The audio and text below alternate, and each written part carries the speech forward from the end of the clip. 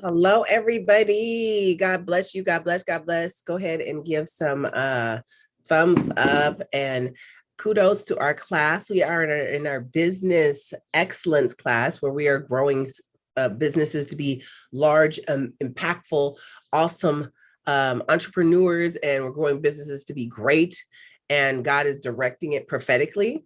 And what I like is that people don't know that God prophetically. Oh, what just happened? Hold on a second.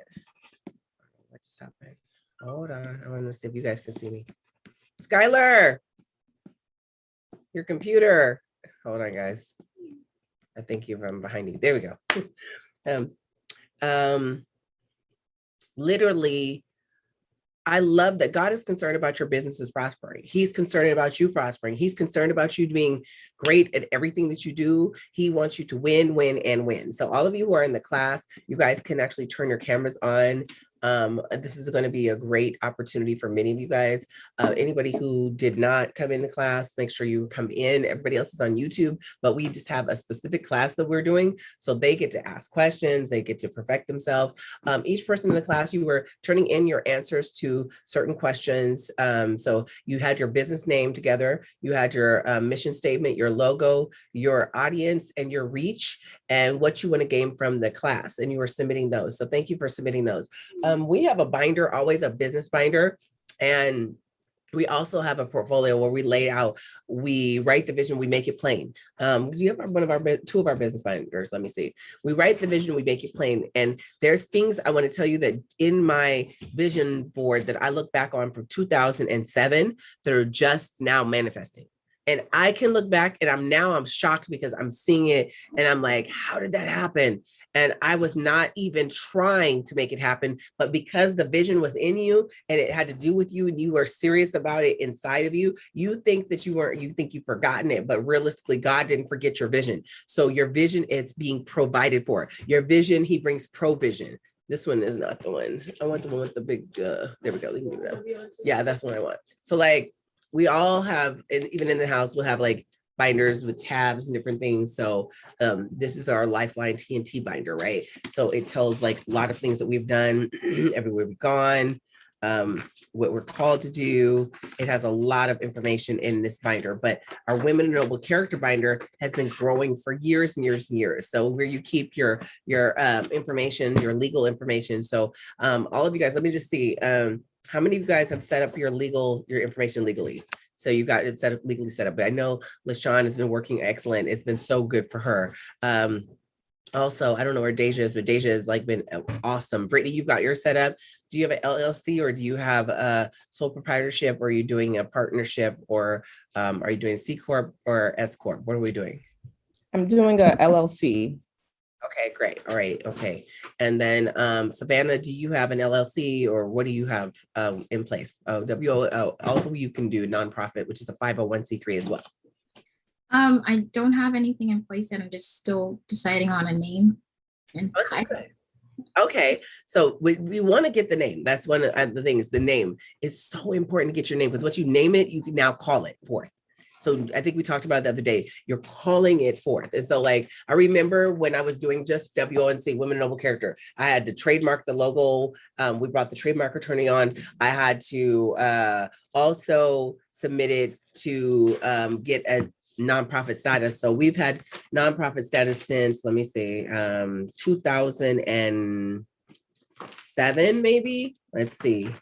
2007, I think we've had a nonprofit status. So everything from our minutes are in here, the visions. It's so great to see, because I like to look back and see what it's kind of like hilarious. I'll just show you guys something real quickly, is that in June of 2021, this is where, oh, actually here, this is called this. Don't despise small beginnings. That's what I'm trying to get to you. Small beginnings. You start with one thing, but if you guys can see what I have built just with my health and wellness, the weight loss company that runs really almost by itself, you would be totally shocked. Like it came from nothing to packaging, to the food, the juicing, the labels, the pamphlets translated in Spanish and videos and all these different things, transforming tons of lives. So how would I know? God sent me every graphic person. He sent me all the money. He sent me, I mean, I never had anything in order for it. It just evolved and it came into what it's supposed to be. And so literally, okay, honey. See you. Love you too. Yeah. Wait. Come here. Stop. Isaac. Do you guys have money? Sorry, I'm being a parent real quick. You guys have money? You have cash?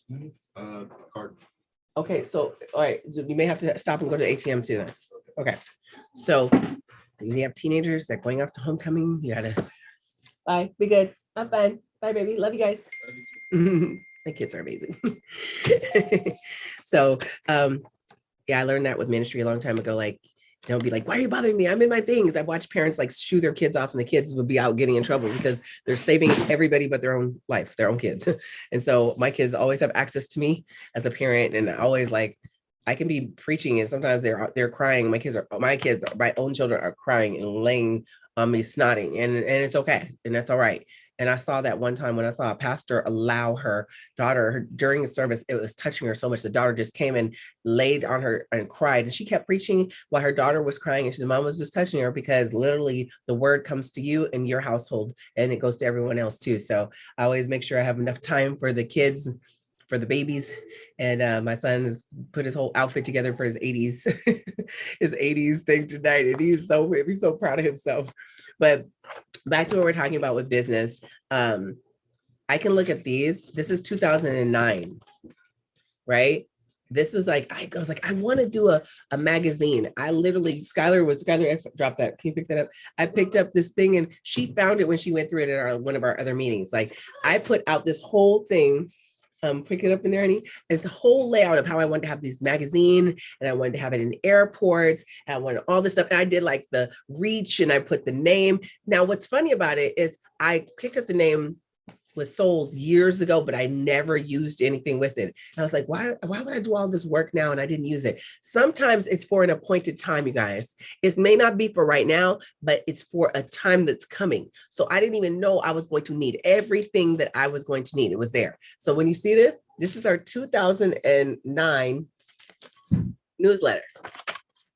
What's funny is this lady that wrote in it, she wrote about dreams, is actually in this month's article that we just did too for our magazine. So it's like here, Debbie Carlson is Pursue Grace for Virtue. She wrote something. Someone's talking about mission. We're talking about, I was talking about the history of women of noble character, and someone else is talking about the double portion. And it's Emily, Pastor Emily. Oh, really? Yeah, the double portion. Wow. That she's telling her story. So why am I showing you this?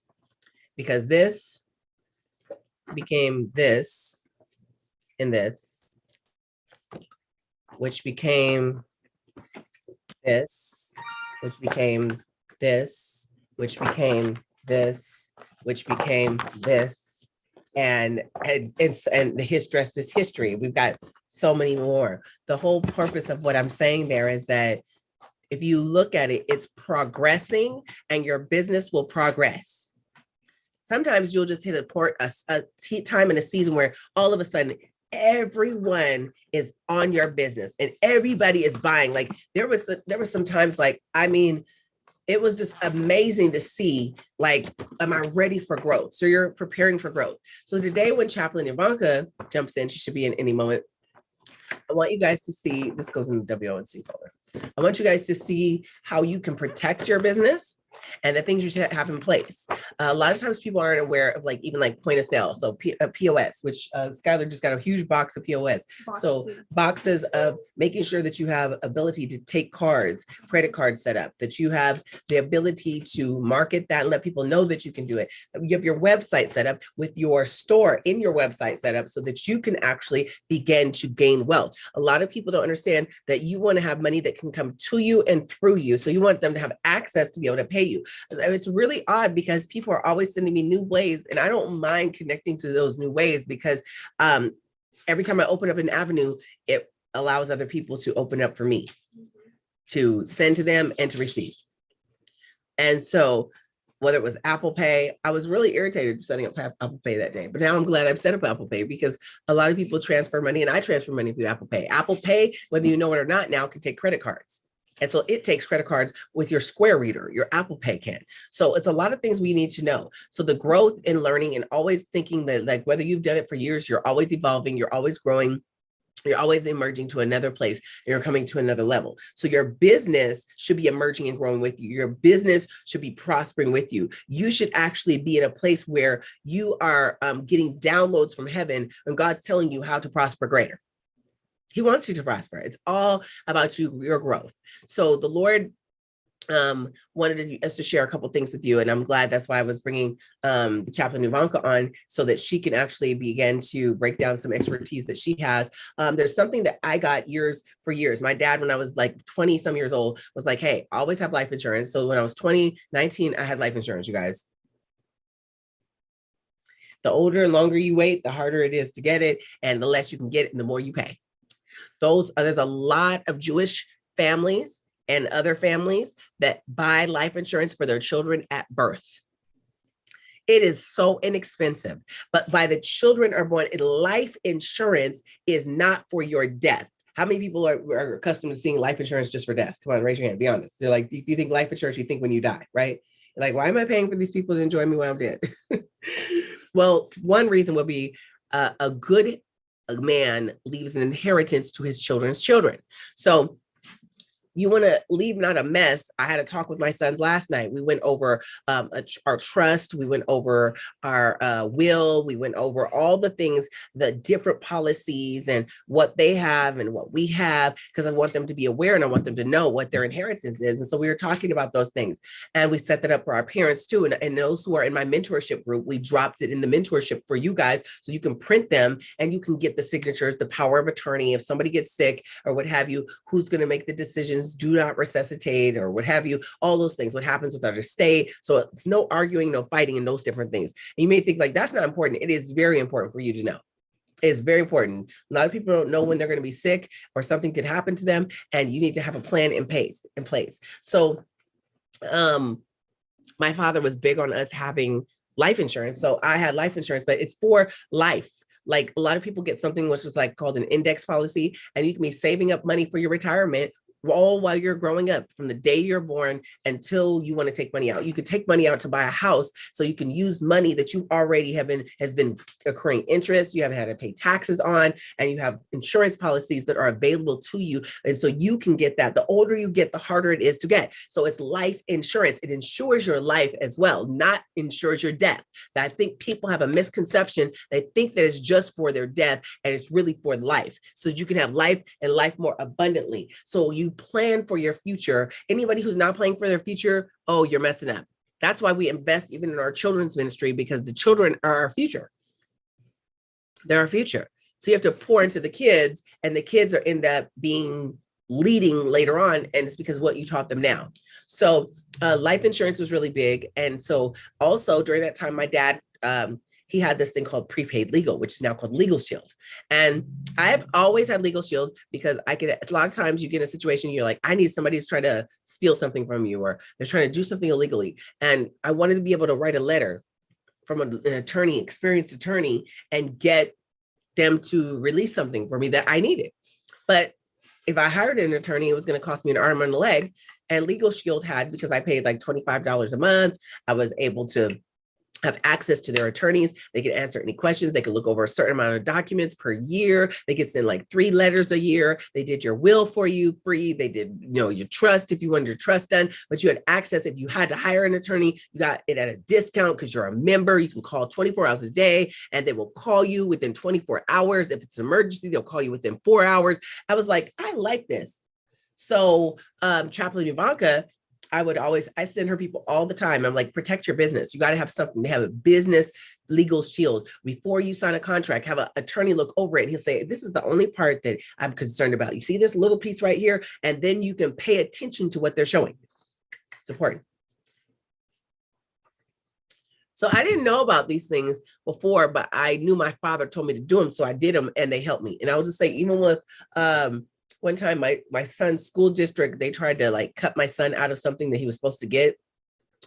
And I remember seeing it, but I was going through a tough time and I didn't want to address it right then, but I came back with like, I was ready to address it later on. When I came back and I was ready to address it, by that time they had owed me like $3,000 and they wrote me a letter. And when they wrote the letter, the school district left me alone and paid the money. I didn't have to pay for that money because I had legal shields. I had something in place that was going to help me. And so I just contacted them. Enough with you people. They went back and forth with me enough. I sent them all the stuff. They wrote the letter and then the people, they cut the check. The school district cut the check when they were giving me the run around for months. So I was like, this is value. So I always tell people about this thing called Legal Shield because it's able to protect your business. And you don't know, you see contracts, you're like, what is all this fine writing and little writing and what is this? And I'm not quite sure what I'm signing. You want somebody to check it out and see what's going on. They will give you those answers, right? So there was that thing, and Chaplain Euvonka is going to go deeper into that. And then there was literally something called AFLAC. And AFLAC, they have another one, it's called Combined. And tell you the truth, like being self-employed or me having a business, I wanted to ensure my family was protected and secure. I knew somebody whose husband died of cancer. And even after he died, AFLAC sent her a check for $30,000. And it was unexpectedly, and she said it just took a huge burden off of her. And they have something like sick pay. So like if your kids are sick or you're sick, I was able to, like if I went to the hospital for anything, I'm able to get, every day I'm not at work, they would pay me. And it was like insurance for my job, for my business. And I was like, oh my goodness. So I signed up a long time ago with Chaplain Euvonka, like 4-5 years ago. And I've really only had to use it 3 times. One time I ran after my dog and I thought I was still a track runner and my body was like, wah, wah, wah. And I pulled this muscle and I was laying on the ground. And then I thought I was okay, but that night it was throbbing and I had to go to the hospital and I left with crutches and everything else. And they were like, oh, crutches, that's this amount. Oh, you went to the hospital. Oh, we owe you this much. Oh, you went home with this. Oh, we owe you that amount. How many days are you going to be off of work? I'm not going to be able to work for 3 weeks. Okay. Okay. $3,000 we're sending you. Okay, great. Thank you. Case closed. I was like, so when you couldn't work, if you're the only income for your family and you need some protection, I didn't know about these things. So we're here to put you on game. We're here to put you on, we're here to give you cheat code. We're here to help you so that you can know exactly what to do, so you can protect your business, so you can protect your family, so you can have insurance and like I said, life insurance, and you can prosper and you can grow. Even the last thing, and I'm gonna turn over to Chaplain Euvonka, but like in your business, after you've got your business set up, you want to sign up for what's called a DUNS number, DUNNS, DUNS number. Your DUNS number is like your social security for your business. Oh, you guys don't want me to talk about this. I'm sorry. You guys really want to hear this. I want to hear. When you sign up for your DUNS number, especially if your credit isn't that great, you want this. Because your DUNS number, it'll be your whole clean slate of credit. Everything is cheerfully, crystal clear for you. So now when you first get it, you sign up for like a gas card so it can report on you. They give you that really easy. You sign up for like a Dell computer or a Mac computer, you get a computer or something. Then you start paying on that, just have it on auto pay, something real small. You get about, 3 or 4 of those things that are really small, that are just, you just using it so you can actually have the credit. After about 4 or 5 months, and you have your DUNS number, which is like your social security, your number, a good number, good rating, you can go buy a car with your DUNS number. You can buy a house. Wealthy people do not have things in their name. Their name looks like they are what? Poor. Because you know what? Everything is owned by the corporation. Everything's owned by the trust.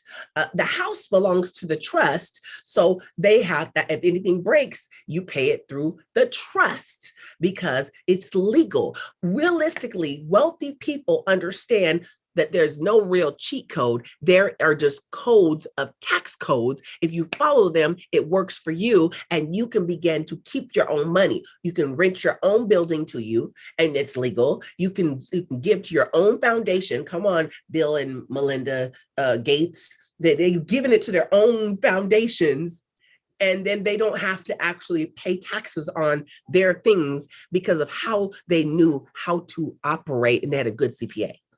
Is this helping you guys all? So you want to sign up for your DUNS number.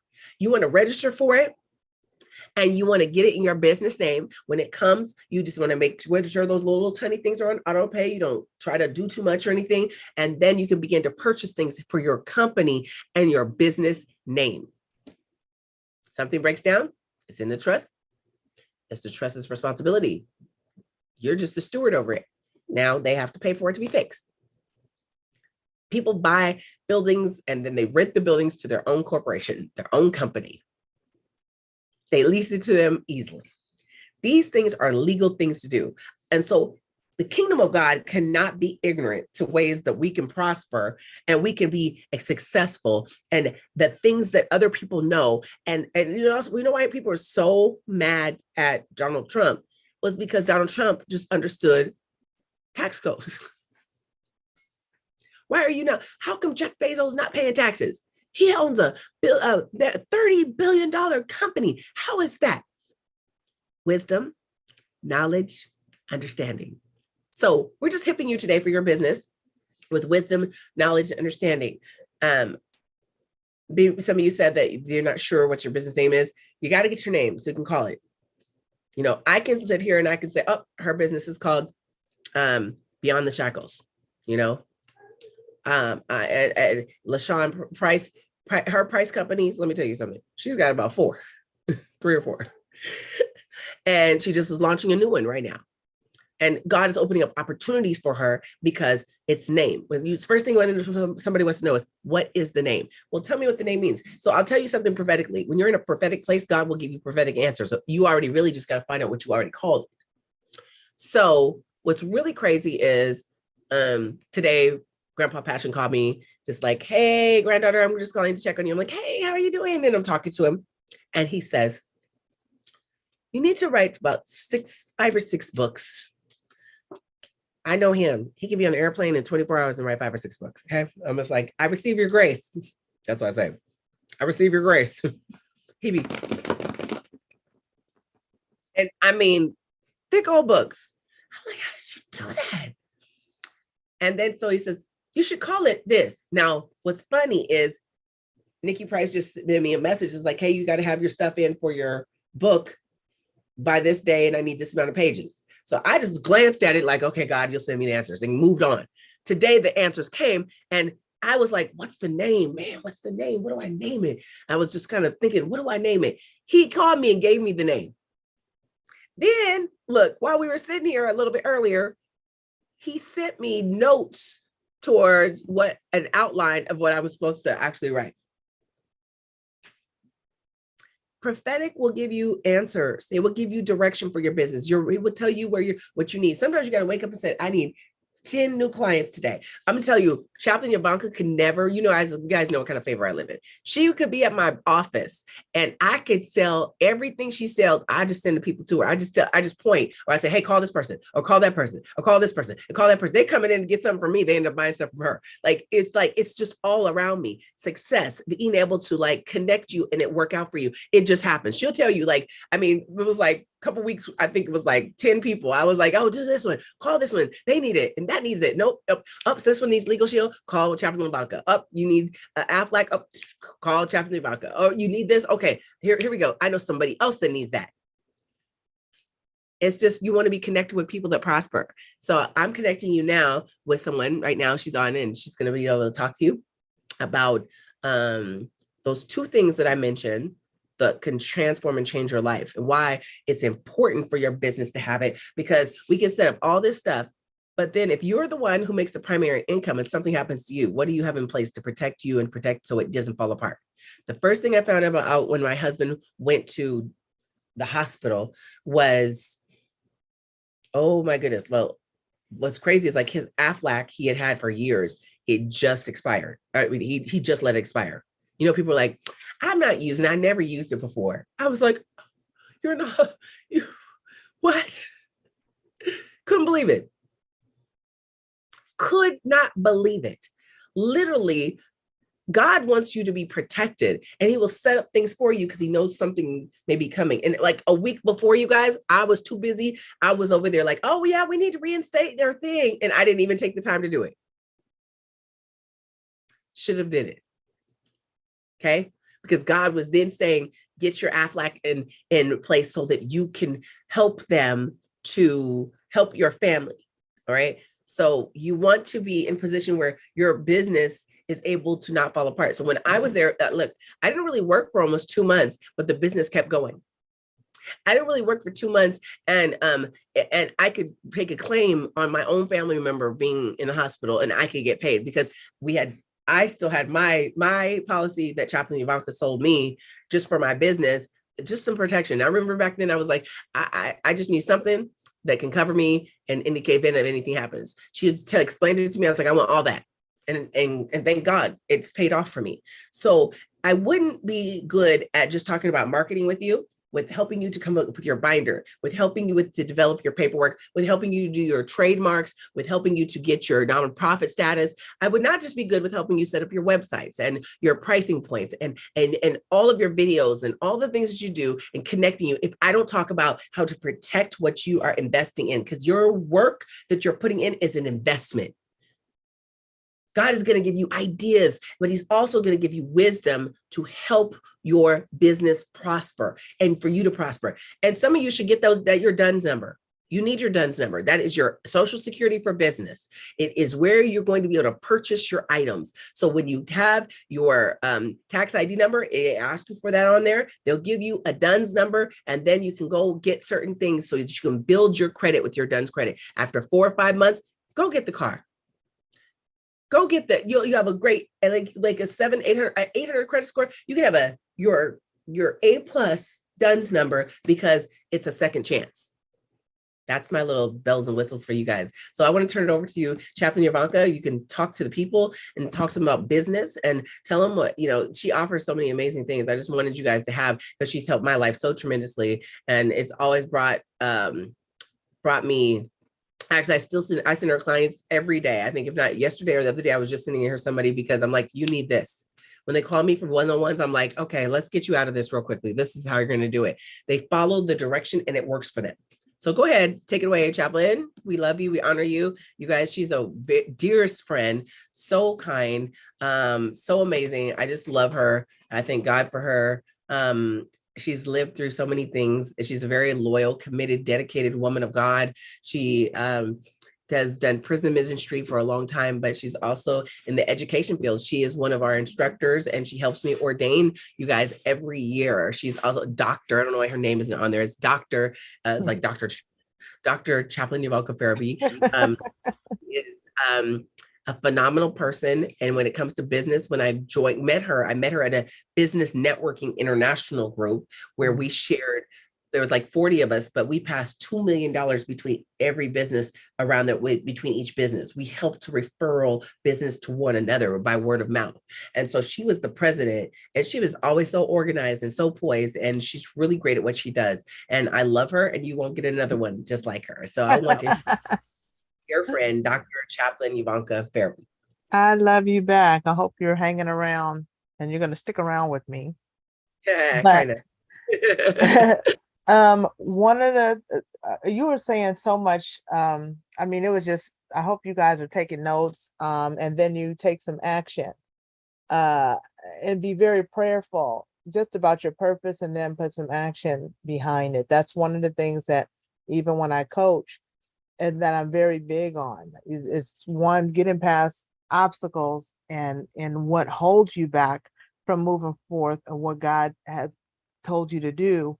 But actually helping then when we do that, how do we move forward? And what I really encourage people to do is to dream as big as possible, meaning, when you make your vision plain upon tables, do not limit yourself. Don't ever say, Oh, that's just too big. That's going to cost too much money. Let me reduce this down to something that I can manage and do now. I wouldn't suggest that because it puts an unnecessary limitation on your vision and on your dream. I don't care how many millions of dollars it is. I don't care how big the scope is. What you want to do is you want to cast your vision as big as possible, and then you can reverse engineer from there. You'll be surprised what happens when you stretch yourself that way. When you stretch yourself and say, you know what, I have this invention. Let me see what it's going to take, and this is what it does. This is what I want it to do. Here are the components of it. And then you start to research, who are the people that I need to meet? What do I need to make this happen? And then you research the money. How much money is it going to take? It's going to take a gazillion dollars. Don't worry about that part. God owns a cattle on 1,000 hills. Because here's the thing, you may not move on that exact dream in a moment, but when you back up from it, you can build the appropriate foundation that will allow you to scale. It'll allow you to scale over time. You can put some dates on things. And as you learn and you grow and you develop your relationships and your partnerships, because we can't do things in a vacuum. We need other people. God works through people. So when you're doing that, you'll be surprised when you look and see how much you can accomplish. And also what it does that is valuable, you'll find out you don't want to do things that you thought you wanted to do, or you'll get in a process of planning and realize this is not God. I've done that. I think I've told you guys about a property management company I was going to start. And one, it was going to be too small a scale the way I was going to do it. I was going to hate that. But two, the day-to-day business of it, I just didn't know what I didn't know. And so when I got into the planning of it, I realized even though I have skill sets that lend to this is not how God wants me to spend my time. So that was a valuable process. So here's the other thing based upon what Prophetess was just talking about. She was talking about doing things that the majority of people, especially when they're small, when they don't have a lot of financial resources in their, when they're looking in the natural, they will forego protecting themselves. One of the things that I said, if Prophetess Taryn can remember, what was my slogan when I was selling insurance in the business networking group? I said, you don't have to be a millionaire to be sued like one. Yeah. And that's the truth. You don't have to be a millionaire to be sued like one. So when you are establishing yourself and stepping out in business, you want to position yourself to do what's necessary. Like right now, with Beyond the Shackles nonprofit, we're seeking grants. And then I just got a partnership with one of the community colleges, but it's their grant, but they're still not cash flow the way that I desire it right now in the natural coming through this organization. But I've got to invest in things like insurance.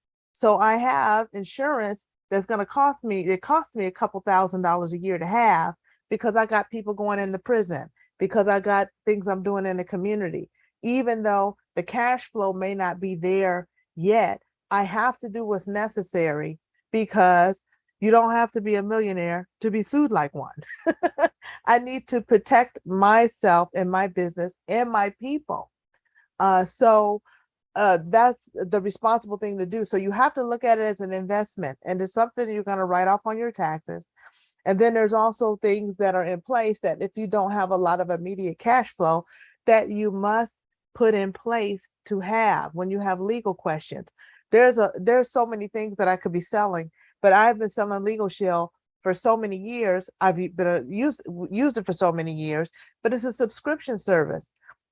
I pay every month for it, and it's not them. I don't even think about it. It comes out of my account. But when I need it, it's there. I don't use it every month. But one of the challenges that I see that people who treat their business like a hobby is they'll get something like that and then they'll cancel it right away. Or they'll play games with it Like they'll be like, okay, I'm gonna get this legal shield, but I'm gonna get these questions answered. I'm gonna cancel it, and then I'm gonna reinstate it when it's time for me to do something else. That's that's not that's not a good business practice. It's not good business for Legal Shield. It's not good business for me, but it's also not good for the person who is doing it, because what it tells me is that their mindset is in a place of scarcity. It's the let me just get what I can get, and then I'm gonna rob this to Peter to pay Paul, and then I know what their mindset is when they're getting in stuff and cancel it and reinstating and cancel it. They get then what happens. This is what also people don't understand about insurance when you get into business insurance. Do you know that you have insurance, for lack of a better word, a credit score that insurance companies look at? If you're a person that gets business insurance, I'll give you an example. I had a guy that used to come to me who was a CPA. He had a relatively successful CPA firm, had other accountants working for him, but he was very cheap. He was very cheap. Matter of fact, I had to stop doing business with him because upon discussing with him, this is what he would do. He would get an insurance policy with me around tax season. When you get a policy, it's an annual policy, and you can pay on it monthly or you can pay for it all at once. But he would get to like 2 months and then he would cancel it. Then he would come back around tax season and he would want insurance. Well, now he has a history of cancellation. The companies that I insure with, they're like, this person doesn't keep their policy. That's your name. That's people think that people don't pay attention to that because they're thinking it's like auto insurance. You can cancel auto insurance. You got to carry out insurance according to the law, but nobody's tracking it that way. But business insurance, people hold you to a higher standard in insurance companies when you are a business person, even when you're, with your claims and how you handle things. There's so many things to talk about with that in regards to that. So one of the things he would do is he would cancel policy. So finally I talked to him. I said, listen, you've gotten insurance with me before around this time, and now you canceled, and now you're getting insurance again around the same time. I'm like, what's happening? He says, well, I only have people in my office during tax season, so I only need coverage during that time. The rest of the time, I don't need coverage. That's somebody who does not understand business. That's somebody who is pinching pennies, who has time for that? But also, it's a way he'll get caught up. When you think like that, you get caught up. It's the very thing that you fear will come upon you because you're not handling your business in a very professional way, and you're not covering yourself in a consistent manner, because unless you have some ability to tell the future, you don't know when you're going to need your insurance. So I'm not saying you have to have all the policies that are available on the planet, but you do need to have your basic policies, and you want to look at protecting yourself and having the right amount of coverage. Even when you think your auto insurance doesn't matter, I know people who own homes and have all kind of things, and they don't have enough car insurance because they don't understand that if you get in a car accident, and if it's more than what your coverage is, and you own a home and your home has equity, and if that person gets an attorney, all the attorney has to do is look to see if you own your home and see if you have equity.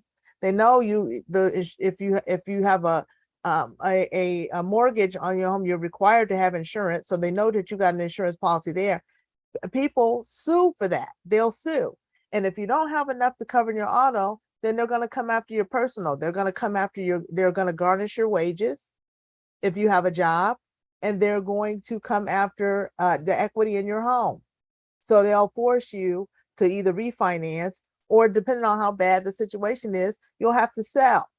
So having the right amount of coverage is important as well. But talking about, let me back up a little bit. So let's talk about Legal Shield some, and why as a business person, I was going to say young, if your business is young, you need it, even if you've been in business for a while. But say if people have this, like they have 50 employees or more, they still have this service because they are not at a place where they want to or can have an attorney on retainer. Like in property management, I work with a company that there's a property, because they use attorney so much, they have a contract on retainer with one of the biggest firms. So I can pick up the phone and call them, but let me tell you something, I also am privy to the bill that goes through there. And just for answering an email question, I'll get a bill for, almost $300, for answering 2 little questions on an email. So if you're not in a position to pay those kind of bills, what is it that you can do? You can have a legal subscription service that you can have. You can start off with a personal one, all kind of things that you can get with that. You can get, first of all, it's very valuable just if you have legal questions in pretty much any field. This particular one is all in, I think they're in all 50 states, as a matter of fact. So, wherever you live, you can have access to it. And the firm is going to be a top law firm in your area. And the reason that they're able to secure these top law firms, because they're paid, the larger firms literally off subscription services can make upwards of almost $1 million a month. So they have complete teams. All of them don't make that. It depends on the size of the firm. But because they're a top tier firm, and to make, it's been made worth their while to have dedicated teams, top attorneys in pretty much any field, the entertainment field, if you have real estate questions, if you have trust questions in terms of finance, if you get into a situation with someone, if you have a domestic violence situation, you think of it, there's an attorney that handles these type of things. So you can call and ask the question. If you write a letter from like my law firm that we have in LA is Parker Stanberry, that's one of the top firms. If I write a letter trying to get my point across for somebody to do right by me in business, and it comes from me, I may not get anywhere. But when it comes from Parker Stanberry, there's a certain amount of letters I get a month that they will write on my behalf. If you're trying to get a bill collector to do the right thing and they're not, if you're trying to collect on a debt and you need them to write you a letter, it comes from the law firm. So those type of things are worth their weight in gold when you need them. Or if employment disputes. I've been in a situation one time where I had some trouble on a job, and I was like, you know what? I don't think that this is legal what they're doing. So, and so I would call the attorney, and he would say, this is what you can do. And if you don't want to get into a big fight about it, you can take it this way. Here are your options. If you want, I can write you a letter. But even the attorney said, before I write the letter, why don't you draft your own letter and put these points in there, and then send it to HR so that it covers these things.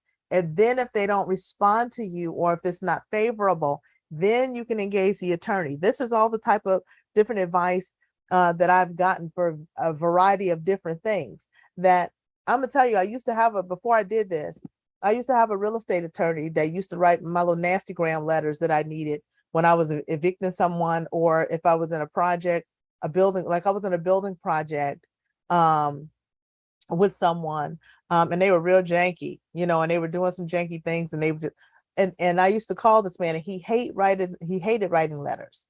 But because his letters, you were gonna go in the bathroom a little bit on yourself when you got one of his letters. I was like, I need this man to write my letters. So he used to charge me $400 to write a letter that he could do in his sleep. But he was so effective on how he wrote it, and it came up from his law firm. I didn't have no more problems out of people. So I used to pay him. But now I don't have to pay $400 for a letter. Now, here's the thing about legal services. When you get a subscription service and you do need to retain an attorney, they'll give it to you at a discounted rate. So you'll get all these different things that come with the package. And you can write a will for free. You can do a lot of different things like that. They'll draft it for you. You tell them what your assets and the things you want, and they'll draft your will. They won't charge you. It's a part of it. But say you now you need somebody to do a living trust for you. So that you can, put all your assets in this box that controls things and tells people what to do with everything when you're gone. Well, they have a trust attorney that could do it for you, but then you'd have to pay whatever their fee is minus, I think it depends on what it is. I think it's like a 20% discount. There are different scales of things where it's discount, but you'll get a good attorney at a discounted rate. So there's a lot of things they offer, and it just depends on what you need in your life, but you never know what you need in your life. And they have a home business rider that you can get. You get the first, you can get your personal coverage, and your spouse is added for free. So if you're married, you and your spouse can use it. You don't have to pay extra. Now, here's the thing. If you like, I have one for myself, but I also have one for my mom because I can't ask my mom questions from my mom on mine. They'll only deal with my issues. I handle a lot of my mom's business. So I have a membership. She's in Mississippi. So I deal with a law firm in Mississippi for my mom, but I pay the monthly subscription for my mom. She don't know the difference, but if, I'm on there and I have permission to inquire about things on her behalf because I have a power of attorney for her. So I'm able to do that. So these are the things, especially if you have aging parents, if you have people in your life that you're responsible for, and you want to have this kind of a thing in place. If you all want to know what to look at, whatever plans are available in your state, I'll type the website that you can go to, and make sure that when you go to the website, you select your state, because when you go to it, it's probably when it comes up, it's gonna come up California potentially, because that's where I am. But you don't have to be in California. You can be in Florida. You can be in wherever in the United States, and you can look and see what plans are offered in the area if you just want to look at the site. And I'll type it in here so that you guys will have it. Is Prophetess still on there? Or no, she done went on someplace. Yeah, she stepped away for a moment. Okay, that's all right. I won't take too long doing this. Let me just type this in here.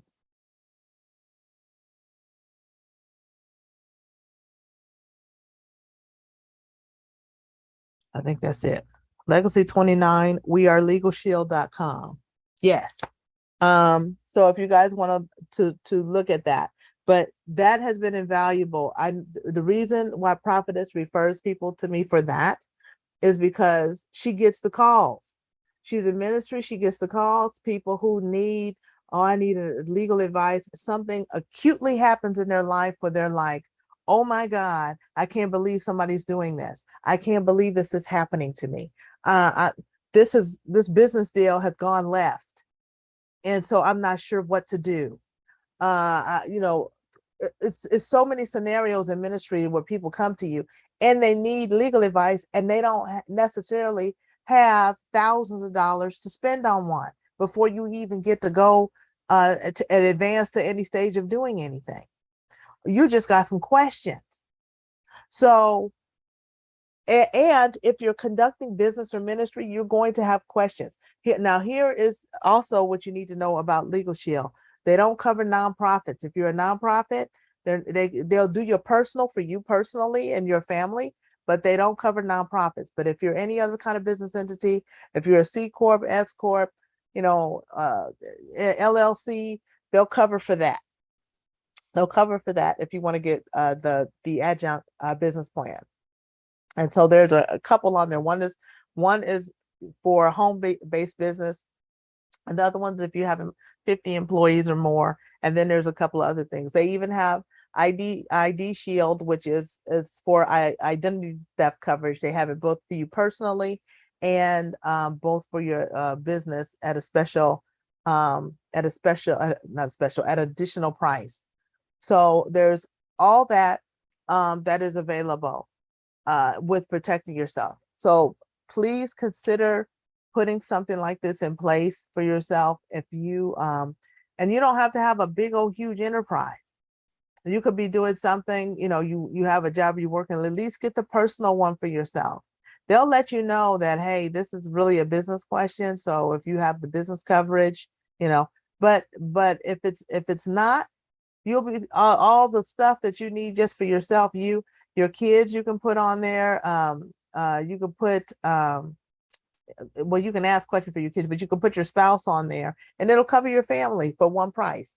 One price. So, like, I don't have a spouse, so what I pay now, if I were to get married and I put my spouse on there, I would still be paying the same price. So, don't think because you're by yourself, because you're not doing that much business, because you're not, just even when you're trying to did work for people and they don't pay you, you can have the attorney send them a letter after you've tried and tried and tried, because people go around doing that kind of stuff. They think, oh, she's just her, you know. You'll get your money when you get it, if you get it. I'm by these shoes first. You got some people are like that. They'll commandeer service and don't pay. I know another person, I had to have a talk with her because the way she conducts business is she'll commandeer services from other people to help her pull off an event, but she pays herself on the top, and then she undercharges so she can get the bid. And then at the end, she don't have enough money to pay, this person and that person who don't work an event for her. And she done been in trouble. I don't know how many times with people for that, angry at her, and it's a character flaw. So we had to talk about that. But somebody like that don't pay you a certain amount of money, you can call Legal Shield and say, hey, I worked 2 days for this person. And, here's, this is the agreement. Hopefully you had a contract.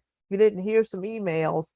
And this was what we talked about. And they can give you advice on how to move forward. And also they're like, you want me to write a letter to this person? Absolutely.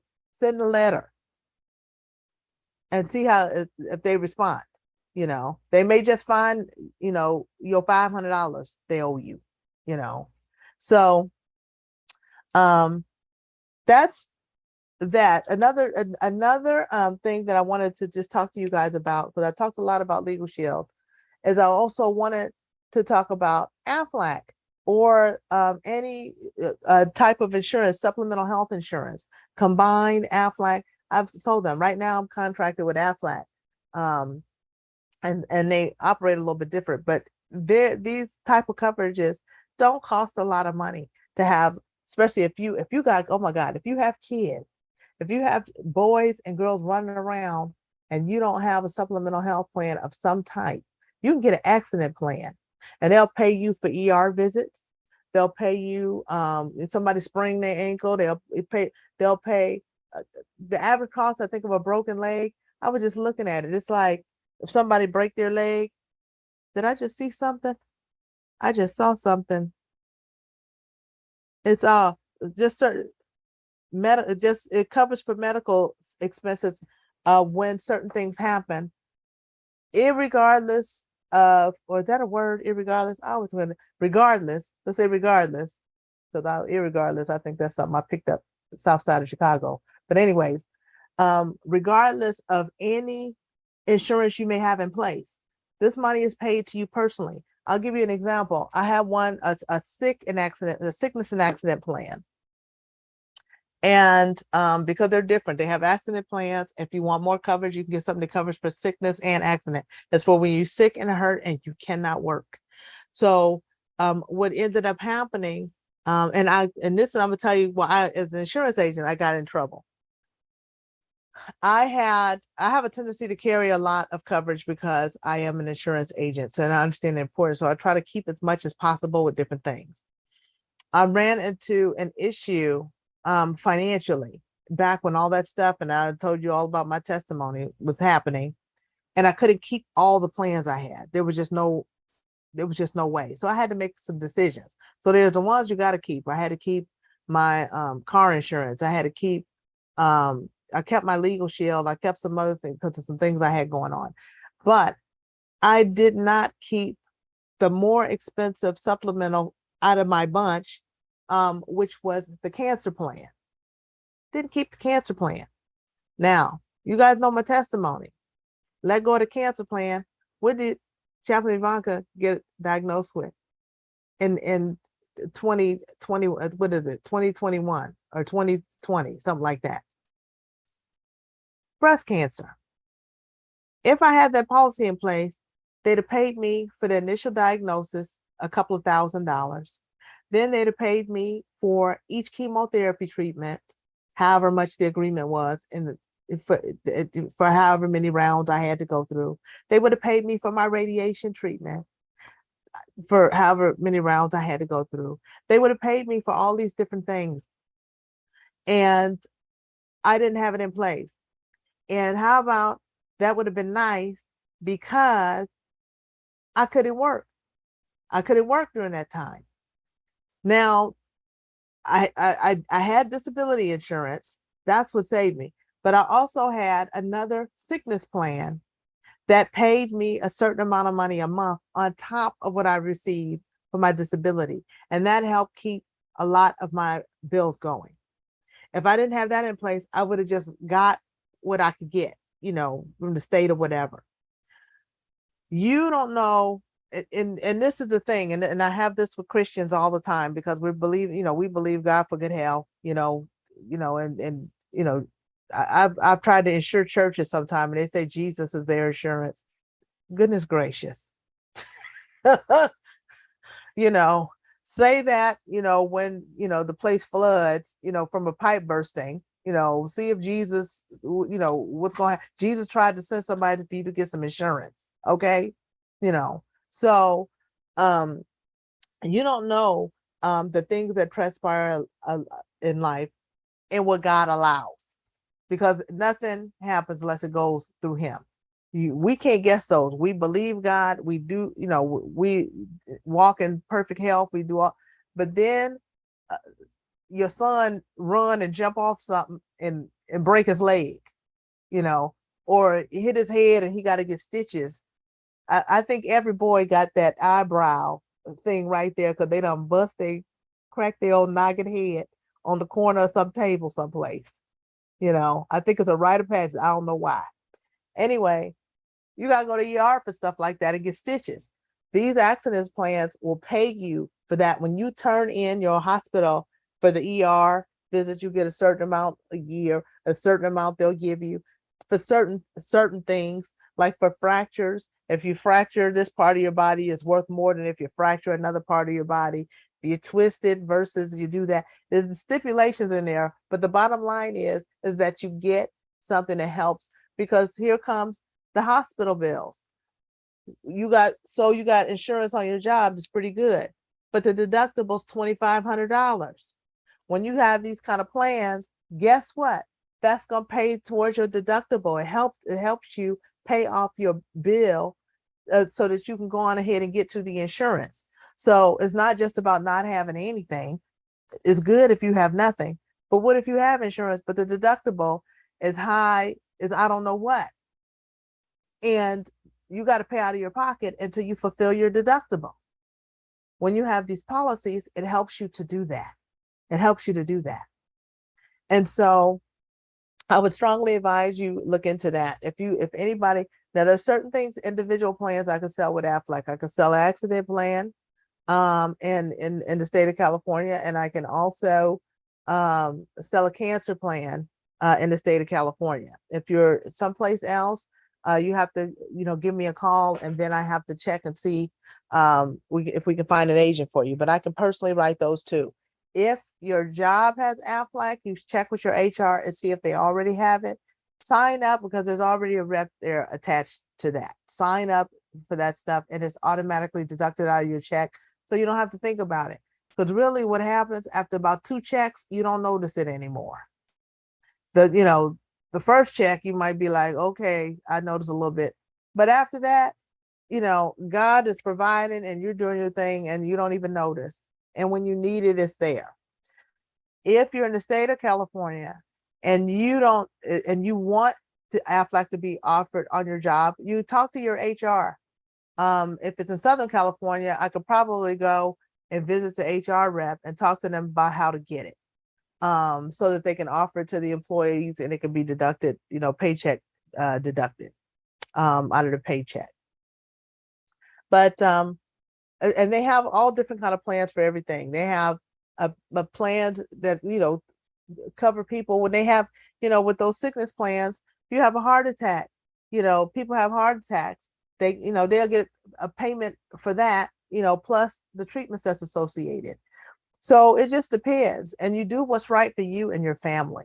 You do what's right for you and your family, and you see what it is that you when you're looking at your budget, what makes sense. Because also what I'll tell you, as much as I say get this stuff, you want to get these things, but you don't want to be looking every month at your account like, oh my God, if it's just, I done bit off too much I can chew. Do what you can and then believe God to expand it later. But let me tell you something, like with these Legal Shield, I think I want to say it's $39 a month, something like that. 20, I forget now, I gotta look. But it's a small amount to get a personal for yourself, and then it'll cover your spouse too. And then if you want to add your business, it's another small amount if you have a home-based business.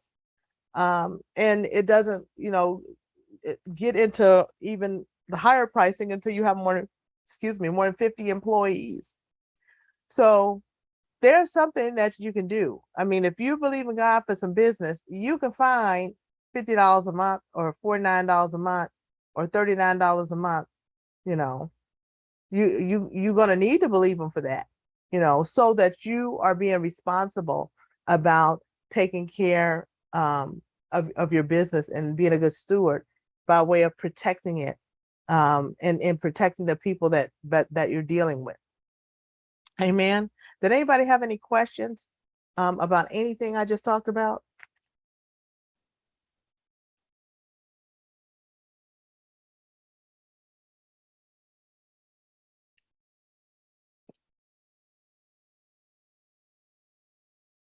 Somebody say, I shy town.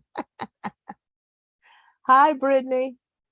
Hi, How are you? I'm well. I'm well. Thank you. Thank you. Thank you for this teaching. This is very helpful. Oh, I hope so. Yes. My question is, where do we get this DUNS number? Do we go through the IRS website? Because when I applied for my EIN, um, I mean, if there was the DUNS, I probably just didn't know what it was. So No, it's a separate, the DUNS organization has their own website. Somebody just put it up, www.dnb.com. Okay. And that's what you register for your DUNS number. Okay. And then when I register and I get it, then I have to wait 6 months before I can start. No. Actually, the first thing you should get is a gas card, because they'll accept you very easily. And there's like 5 things actually for those of you who are in this business class. The rest of you guys can register, so I won't give you all the tips, but there's 5 places that will accept you right off the bat. So it's good to get a little something with them just to show like, oh, I'm paying this little thing each month. Like, they have put it on auto pay and let it pay for like 4 to 6 months. So it's paying perfectly. So your score is then perfect. Mm-hmm.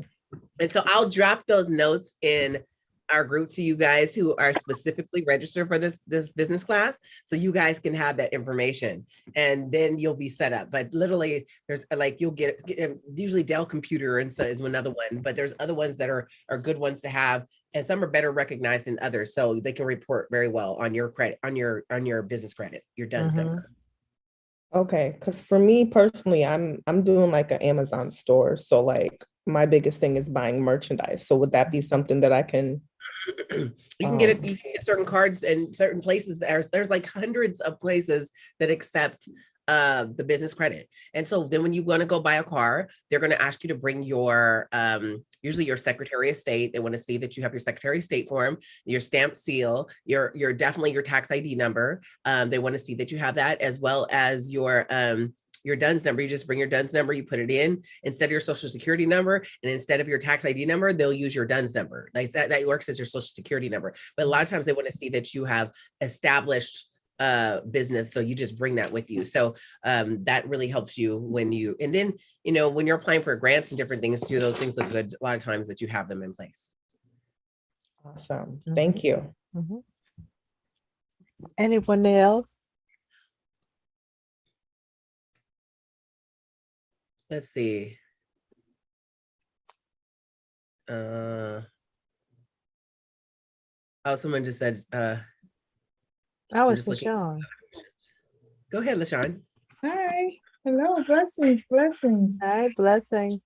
This is an amazing teaching. Every time I think that, okay, I'm gonna be caught up. I'm gonna be caught up. No, I'm not. I'm not. I am gonna sign up for the Affleck because I've been looking for someone that does that for a long time, and I'm gonna be leaving my job at the end of the year, so I knew that I was gonna want it in place, Mhm. and as well as the legal aid. So The legal shield. legal shield. Excuse me. Mhm. I definitely will be signing up for that through you. Okay, awesome. But my question is, so I'm glad she asked that question with the DUNS number. I wrote the website down, but when it comes to like the gas card, like Prophetess was saying, so my business is mobile, HydroLife mobile IV drip therapy and wellness. So I'm trying to figure out a way, like even with if I want to get gas cards under that name, I can get more than one or just keep it. I'm trying to figure out how would that even work? Like, because I want to be able to build credit up under the business. And I think gas card will be a great start. But I guess because I want to eventually grow it slowly, but definitely surely. So I'm just trying to make sure I do it the right way and not the wrong way. Like for me, I'm like, okay, this will help, I guess it'll help save on paying for mileage. If you have to pay so many cents of mileage for the nurses that are going to these homes. So well, if I provide it with a gas card, maybe that can. It's good. That's a good idea too. When both of us were pharmaceutical reps, and we literally, even for the receipts, like we used to have to, I still to this day, if I go out to eat and we're doing business, on the corner, I write September 2022 in the corner, right? And then I write on the receipt what it's for. I staple it. I know they have apps for this, but sometimes old school apps, and look, things happen. I've tried the apps. It's harder. You can take pictures of it. You can, categories that I get that, but I'm just telling you, let me go old school with you real quick. Like, so you have all your people and they want write-offs or anything. And then we would tape all the receipts onto one page. This is just September. And we staple them together. So that was September. We would turn them in because we all had American Express cards for business. So when we had American Express cards, then you would go in and you'd pay it. You'd issue the payment, but you had to turn in those receipts. But we all had gas cards. So every one of us, they issued us a company rendered gas card so you could actually put them in their name. Like say you guys are doing Uber or you're doing Lyft, or let's get this, watch this. You're doing Turo there. We just started our luxury car rental company, right? So not only does that count as income for the cars? I haven't even seen my Escalade for, I don't know, it's almost been a month since I've seen my Escalade. But go on, baby, make that money, pay it off, do your thing. So literally what I like is that that counts as like, I'm looking at, purchasing and building and some stuff right now for the business. So that they said those things count as income, right? And then they asked me an interesting question. They said, like, for you guys to know, where do you pay for the gas? Where do you pay for the car note? Do you use this just for business? If it's for business, you pay for it through your business and you make it, your payment comes through the business and you actually are doing the gas and stuff in the same payment. And then they can count that as, oh, this is income for you. So you want to kind of keep it all in one place, one card, one place, but they'll give them with their own name on it. That's what I wanted to know, basically what you just said. Name on it. Yes. Okay. And so they'll have a name that their name is under it. It still comes to you, but everything comes under you and they have their gas card and you can see. That's now, the only challenge of that is like literally, I know a lot of people did it, but it wasn't something I did because God didn't allow me to do it because I was saved. Like, how do you know that they're using it just for gas mileage and not for their home stuff? People start filling up their own gas. So there's something where you have to keep track of like maybe the mileage that they're doing and the timing watching and logging in, logging out. But then again, they could say, oh, I was filling up for, Well, can I say something about that? What we had to do, we had to say what the mileage was. We had to keep mileage. So we had to have our starting mileage in our ending mileage, and we had to keep track of it when we got in our cars. This is where I'm starting, or this is where I'm ending. So you might be able to be slick a couple of times and get away, but after a while, it'll catch up with you, because anybody that's looking at it's like, wait a minute, that particular client is only this far. You're going from here to here, but yet your gas you're using is astronomical. It's double that on a regular basis. Yeah. So, and you need to know those kind of things. People, they try you on that kind of stuff, but you only want certain kind of people working with you in your business. So, if they do that, they'll do a whole bunch of other stuff. So that's why they'll fire you for those kind of things. Yeah, they would.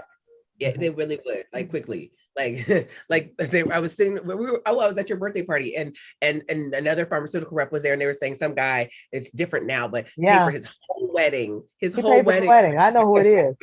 with his card, and it was like, and he lost his job. But we're hiring good people, good practices, but yet there's a way to get around it. Tax write-offs, you want to have that in place, and you guys want to be able to keep track. And I like the apps, to tell you the truth. Even you guys, if you're getting paid through Cash App, Venmo, PayPal, all those different things, truth be told is that Venmo will go, you can download it straight into your QuickBooks. PayPal, you can download straight into your QuickBooks. Cash App, no, you cannot. You will have to individually have to mark what it's for and put it in there individually. So you guys can say, some people say, I only take Venmo. I go to a lot of places in Santa Monica that say, I only take Venmo.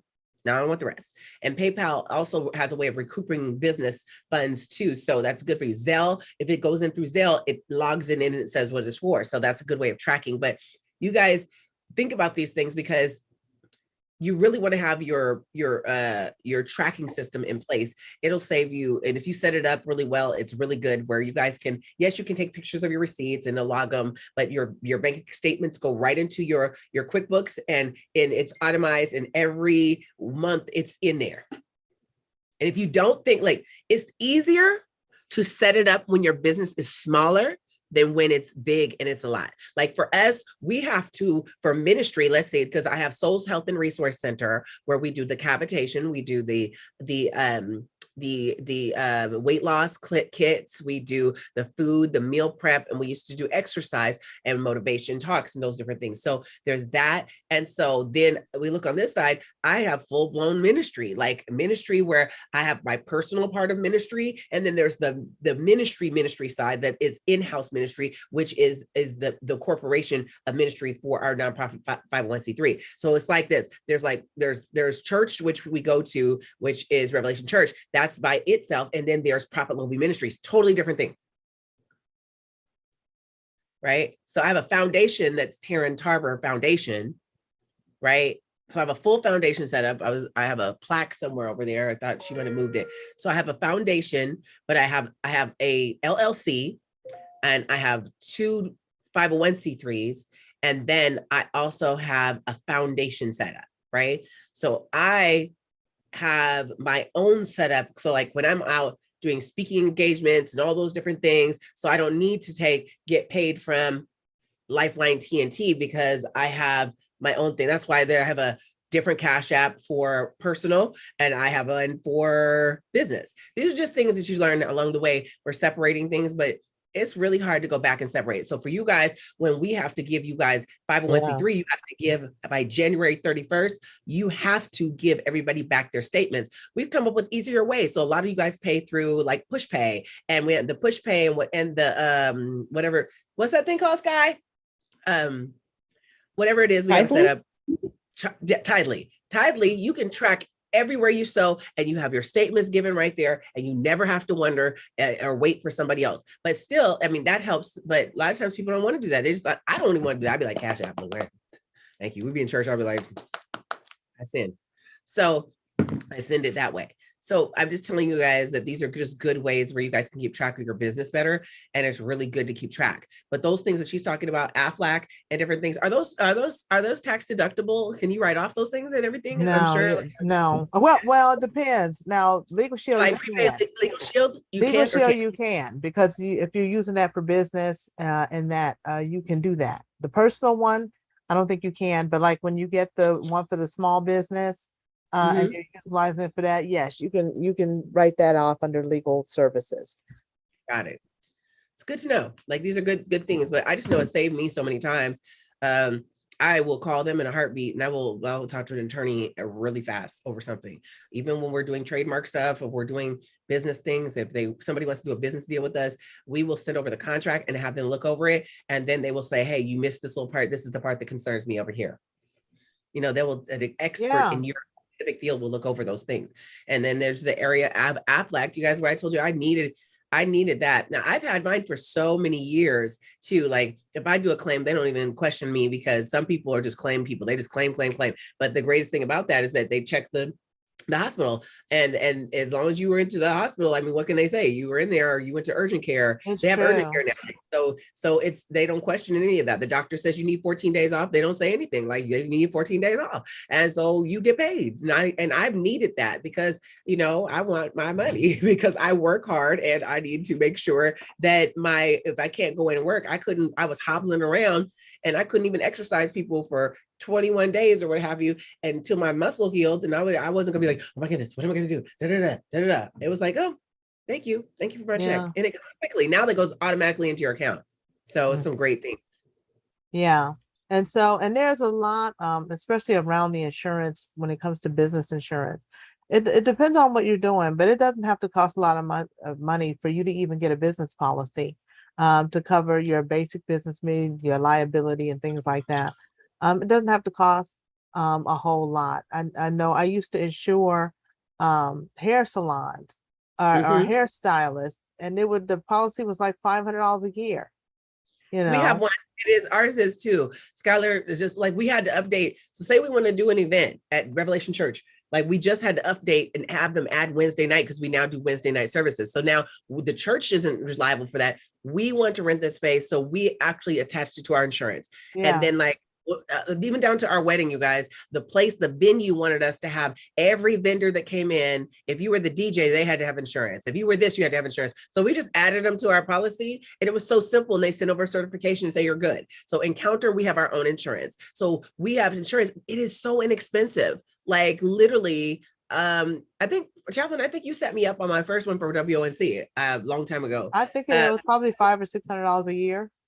But it's five, yeah. And so if they took it out, what was it, $25-$30 a month, you guys? It My was something business like that. insurance. Yeah. Business. So Yeah. we And have it depends on the risk. It depends on what you're doing. Like say what LaShawn is doing, it's going to be more because she's dealing, with nurses who give injections. malpractice. Yeah. Yeah. So that's a whole different ball of wax. So it just depends on what's being covered in terms of, but that's also something she's got to have. If she's going to be in that business, she can't, be caught out there with no insurance, you know? So, and that goes for all of us. We have to do what's necessary, and if anything, let it be a motivator for you to push to get more business, because sometimes we treat our businesses like hobbies because we don't really have any expenses, that's associated with them because we're not doing anything. So you want to be doing something. You want to be in business. And it's not just to pay your insurance, but it's so that you can prosper. So that you can prosper. How much intention are you giving to running your business and treating it seriously? And what is holding you back? If you have some fear issues, because when I coach, I talk about fear. People like, do it scared. I got you. But fear, there's some wisdom in fear. So I tell people don't necessarily. So the thing about fear is to look and see if it's something that is can be solved with strategy. Because sometimes you have some trepidation because there's reason for trepidation. So what's the reason for the trepidation? Then deal with that with strategy, and then you could tease out what's the boogeyman stuff that So why do then that's a mindset thing. So now you got to work on mindset for that kind of stuff, so Right. that now you can move past and do the things that it is that you desire to do. Because otherwise you'll keep spinning your wheels, and then when it's time to do something, you're not going to be ready to pull the trigger. One thing I used to do all the time is refer a bunch of people for stuff that they were coming to me that I had every capability of doing, but I had like an imposter syndrome thing going on. Mm. So they would come to me and I'd be like, surely, thinking to myself, I know who is really the one that could really help you with this. And then I would pass along. So I had to look at it one day. I'm like, wait a minute. The Holy Spirit got a hold of me. It's like, you know how to do that. That's why they came to you in the first place. And they obviously saw that in you, but then you went and passed them over here. So I had to deal with those things. I had to deal with them. Remember when like it was like you were it was like that was that season. I don't know what you were getting ready to transition because she owned a State Farm agency. She had owned multiple houses in real estate. She even had one of her houses slide down in the mudslides, and she's had everything. She lost things, she got things back. Like every real millionaire has lost everything at least once, and you get everything back. You guys real chill for real. If you're really who you say you are, God's going to give it back to you. So she was letting go of her State Farm agency, and then she was doing some other other insurance stuff and everything. And she was just like in a transition, like, okay, God, I'm loving ministry more than I love work. What am I going to do? And it was a transition during that time. Like, do I do both? Because marketplace ministry is a real thing, you guys. Yeah. I have won more souls by my business. If I didn't have my business right now, I wouldn't know. LaShawn would not be on this line right now. Ton of you would have never come if it wasn't for my weight loss company. Now, I rarely pay attention to my weight loss company. I had to go ask God, do you want me to keep this company? He said, absolutely. Every conference you will have it. Everywhere you go around the world, you will always do that. Oh, it was like a absolutely. And it was his will, so it's his bill. So I had to know it's his company. I'm just steward. So she would come into my business, and when she was feeling like, oh, man, I just need to really do this, I'm telling you, I could speak and it was manifested. I could send a person. It was so awesome because my sister was in her transition, and then God opened up the next avenue she was going to go. Like I remember during that time, she would be driving from this church to going to go see Dr. Carell, and she was helping out this African church, and she'd be driving all up and down because God had her in that season of doing that. So I'm like, let me help you. So anytime she came around me, I was like, I could do a refer. Look, I could do referrals like nobody's business.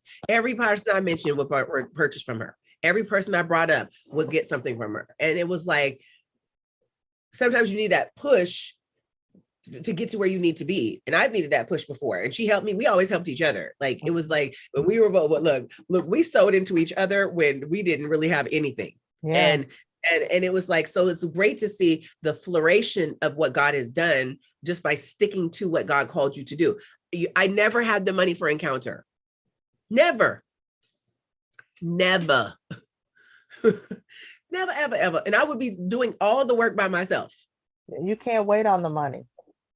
No, the money will wait come on the money. You're going to be waiting a long time if you're just waiting on the money.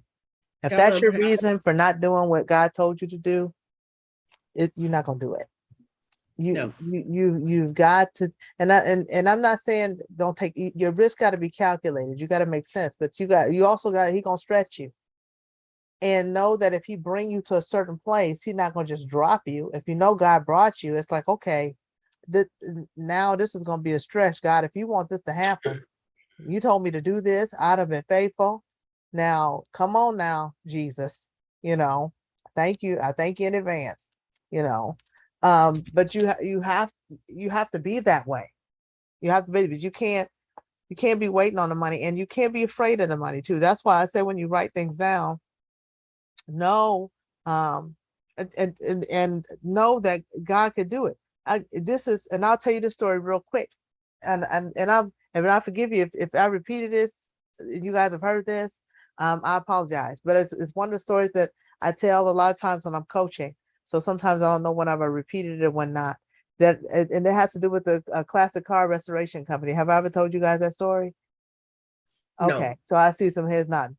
Okay, so early in my career, this is what God had always brought back to my remembrance. This was during a time where it wasn't a whole lot of layoffs with companies. Now it's very commonplace. That's part of the business plan a lot of times, to make certain moves. But at this time it wasn't. And so it was finally hitting our company that there was going to be this big layoff, and people were nervous and this, that, and the other. But there was a man that I work with that he had a car restoration business, but it was a hobby. It was a hobby.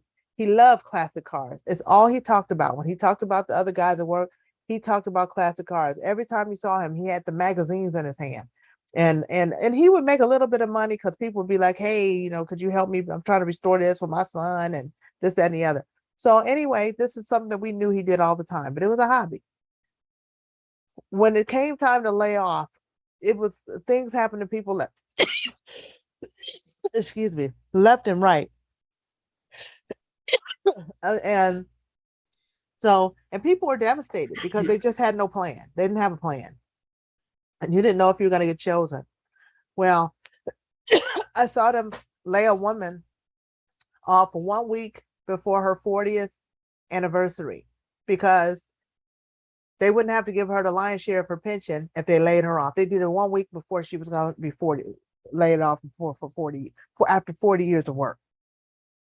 I watched that. That was the dirtiest thing. I'm like, that's low down. But then there was another guy fainted because his wife at her job got laid off 2 weeks before. They just had a baby. She came back from maternity leave and got laid off. And now they done tapped him on the shoulder to go into the office. He was passed out. They had to call an ambulance for him. He was like, it was just too much. I think the anticipation plus when they called, that was just it. So, but this other guy, the car restoration guy, they tapped him on the shoulder and he was just, what I just remember him being relieved. He didn't look like anybody else. But what we found out later is that he and his wife had been planning. They've been writing their vision down. They knew how much money it was going to cost, but they didn't know how they were ever going to get the money. They weren't, you know, he wasn't making that kind of money in car restoration. He didn't have any else thing going on. His job was taking up all his time. And they just kept tweaking and dreaming and planning.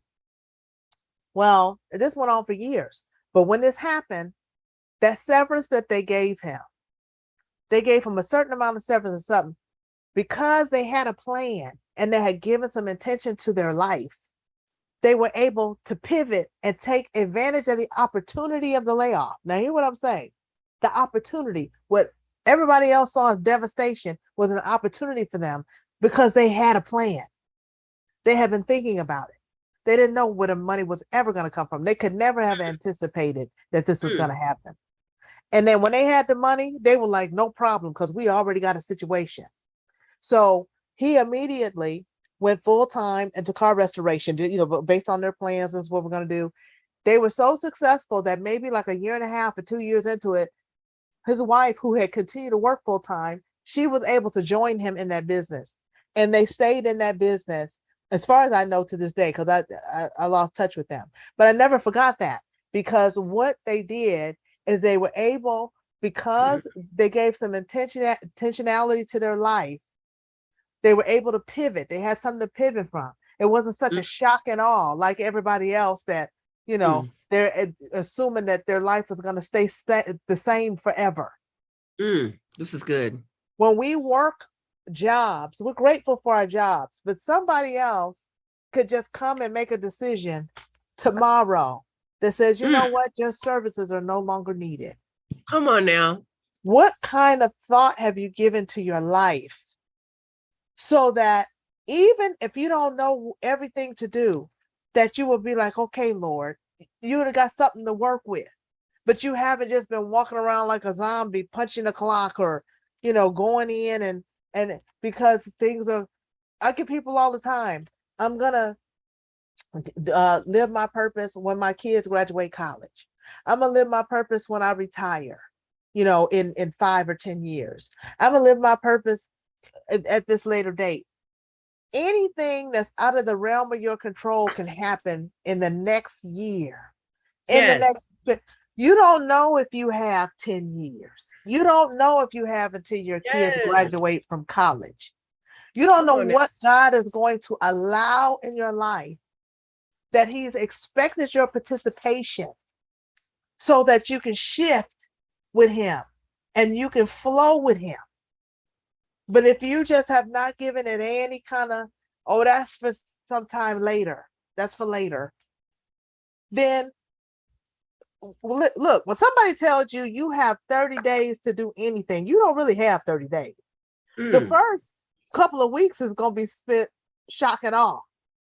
And then when the starts to happen, you got to really do something about finding some place to live or find another job. Then you'll get into action. But now you only got 2 weeks, 1 week Chaplain, you have to tell them, like, even for you, like, my sister, she ended up having cancer.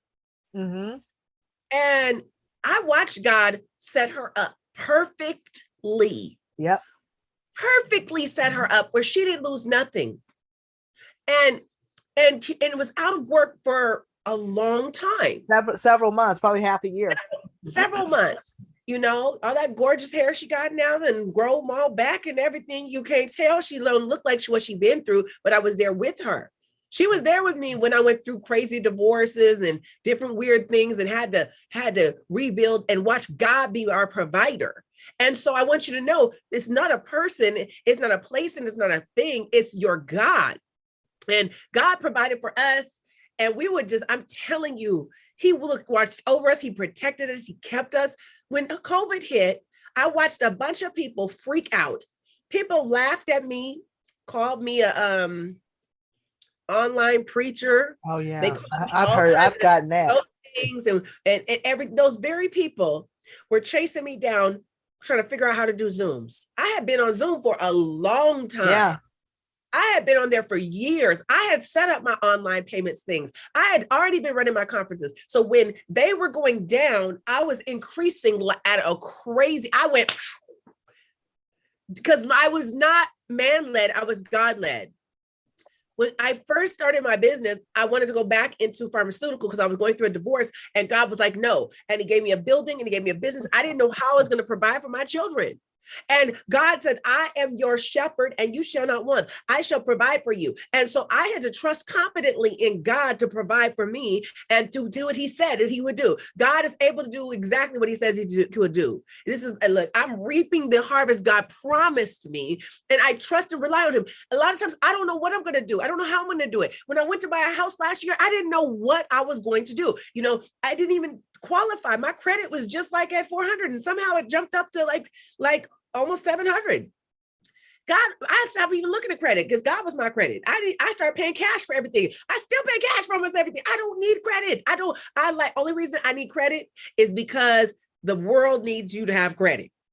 They need to show that people lended me millions of dollars and I paid it back. That way, when I need a $30 million loan for a building or something, or have you, God gives that to me because I've established all the things I need to establish. So I have had to trust God, but I didn't know how I was going to get a house. Like when I got a car, I didn't know how I was going to pay off 2 cars. I paid them off in a year. I didn't know how I was going to do a lot of things I was going to do. But I'm telling you, because my faith began to rest in the Lord, my hope began to rest in the Lord, I was literally able to trust confidently in him. And he has to be your source. And I never had the money. And the devil realized she's going to do it with or without. She's going to do it in her living room if she has to. She's going to make this happen. I did it pregnant. I did it breastfeeding. I've done it any kind of way you can imagine. I've done ministry. I didn't let anything stop me. Divorce didn't stop me. Broken heart didn't stop me. Narcissist didn't stop me. Liars on me didn't stop me. It didn't matter. Anything could happen. You have to be determined, and your business, God will give you, he's given it to you. So it's his to maintain it, but he needs you to get out of fear and get into faith and keep going forward. He will sustain you. He will keep you. And I'm telling you, I did not know how I'd get that house last year, but and they were like, they kept saying, oh, you're going to need this amount. You don't have this much in your account. I was like, it's okay. Don't worry. She said, I kept telling her, it's going to be okay. It's going to be okay. I'm telling her it's going to be okay. Where's money come from? I said, don't worry. It's there. She said, I don't see it there. I said, just keep doing your job. It's there. I was like, oh, man, I'll just be looking at God. And one day, it was towards the end, and we were at a prophetic school, Healed, one of them. And I was in room 215 at the Marriott. And all of a sudden, God touched somebody's heart. Somebody sent me an Apple Pay of $5,000. I was like, oh, she said, God told her to give it. I said, oh, praise the Lord. And then here came Papa Lo and Mama Mags was like, here's $10,000 for your house. Do not pay us back. This is for you and your house. I sent a text to that lady, was like, I got it all in one day, same day. Do you know when they called me to tell me, I was in room 215 and my address was 215 to the house I was getting. God was guiding my step and ordering my steps. He will do things. So now when he does stuff, I still be like, oh, how's he going to do it? That's not my business. That's not your business. All your business is to do what you're supposed to do. I write out visions for things. I look them up and I have things that I'll make things happen. It seems crazy in my mind. And it's not my job to make it come to pass. You have to trust confidently and totally rely confidently in your God.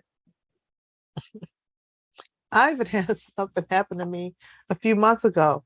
I got COVID, and I was fortunate because I wasn't sick. And as a matter of fact, the second week I started to kind of get tired, but I wasn't like one of them kind of sick. But I'm thinking in my head, how am I getting paid if I'm sitting up here with COVID? So I was getting ready to try to work from home and do all this stuff. And I got a call saying, oh, California got this, they'll pay you to be off. And I'm gonna tell you why it was pivotal. It was something that I had to do for my business. I had to do for ministry in order to get past the hump. I didn't know how I was going to have time to do it. I was already burning the candle both ends trying to get the stuff done. And I was like, I don't know how. I said, God, I gotta get this to you because, I'm not going to allow, this to kill me because, that ain't you. So I just got to do what I got to do. And I was off work for 2 weeks with pay, because of some California COVID fund stuff that I didn't even know about. They were like, oh, you don't have to work, I'm like, I stayed home and did what I had to do. That's how I started hooking up the job readiness program thing I told you guys about. But I've had that happen. Even when she was talking, Prophetess was talking about when I got sick. Sometimes you don't know why God has you do stuff. At the particular time, it wasn't just that I needed a job, but I asked the Lord, I said, let me do something, because remember I told you I wanted property management. So I ended up getting a property management job that took care of my living. I don't pay for my apartment. I don't pay for my utilities. And it's a very, it's a large scale. So it's a lot of units. It's 88 units. And then there's some other stuff that goes along with that. It's a lot of work, but it allowed me to learn this business. And it also, God is able to speak. But because I had took the job, because at the time, because let me tell you, it doesn't pay a lot of money because the apartment is considered part of the pay. So it's not like you getting rich over here, and it takes a lot of time. So initially I was like, Lord, is this what this? And also the other thing, it happened. Usually it takes a few months to get this type of a job because so many people want it and they interviewing and blah, blah, blah. From the time I put in an application until I was moving into the apartment, it was like 2 weeks. It was some unprecedented amount of time. And it was a perfect time because I had to leave where I was. I was caregiving for a lady that I so adored. She was a 101-year-old lady. But my time was coming there that I needed to transition out of there. And the timing was perfect. I knew it was God. But the pay was like, okay, this is going to take a lot of my time. So I was going to learn some things I needed to learn and want to learn about the industry. But I had no idea I was going to get sick. I didn't know I was going to get sick. And when I got sick, God was showing me. Because what happened, I ended up, all my needs were met. I didn't have to pay rent. I didn't have to pay utilities. I didn't have to go into my job. The doctors that he gave me, I had amazing doctors. My surgeon, my chemo, my oncologist, because I'm the type of person I feel, I will tell you, and the owner of this company, this business, will tell you, my management, I run this as if it were mine because I had my own businesses. I run it like it's mine. I spend their money like it's my money. I don't just go and just spend through it. I track everything. I'm responsible with my time, and I serve as unto the Lord in this position. And it's still entrepreneurial as far as I'm concerned. This is another thing I want to say. You might have different stages of your life where you did have to get a job. That used to disappoint me when that happened. Don't be disappointed. You may need some new skills that you got to pick up for what you're doing. You may, you need financially, you may need to do that. It doesn't change the fact that you are an entrepreneur because you are in a job. You're an entrepreneur here in terms of what God made you. So you function as such. So I do that. But I didn't know. So I feel guilty when if I'm not working or whatever. I'm like, you know what, and I know a certain inspection is coming up, this has to be done, whatever. My oncologist was like, why you want to go back to work? I'm like, well, I thought I'd be back by now. It's February. She was like, I'm not signing you off of work. You go home and rest. I don't want you around all them germs. I don't want you around all those people. Go back to your apartment, and I'm going to extend your leave. She did that twice. Even when I finished my radiation or my chemo, was it radiation or chemo? One of those. I finished my radiation. I said, okay, I'm going back. She said, no. She said, I need you to wait 2 more weeks because I need to see that your white blood cell count is because your white blood cell count was not doing what it was supposed to do during this whole process. We're having to deal with that. I want to make sure your white blood cell count is where it needs to be before you go back in the office. So I'm going to sign you off for 2 more weeks. I got all of my money. Then I had the insurance for the accident and sickness policy I told you. I didn't lose anything because that's what God did. That's what God did. But I had to participate in the process of being obedient and doing what he said. I did what he said. So I want you to be encouraged. There are going to be stages that you go through that it's going to feel like you're not advancing. Always remember your fundamentals, get your accountability, those type of things. But know that along the way, God is going to use everything. He's going to use everything. What you just don't want to do is just be so idle with your time. I believe in balance. I believe in doing fun things with your friends and all that kind of. But if you have people around you who are sucking up your time because they're not understanding why you have to be so disciplined about things, you may have to limit yourself. I'm not telling you not to be friends with people or but you may have to limit yourself. You may have to limit how much you watch television and how many series you watch. I told you, I love me some Netflix series. I even had to put rules for myself. I don't even watch a series until it has 5 seasons. Period. Then I'll binge watch it whenever if I want to take a holiday or whatever.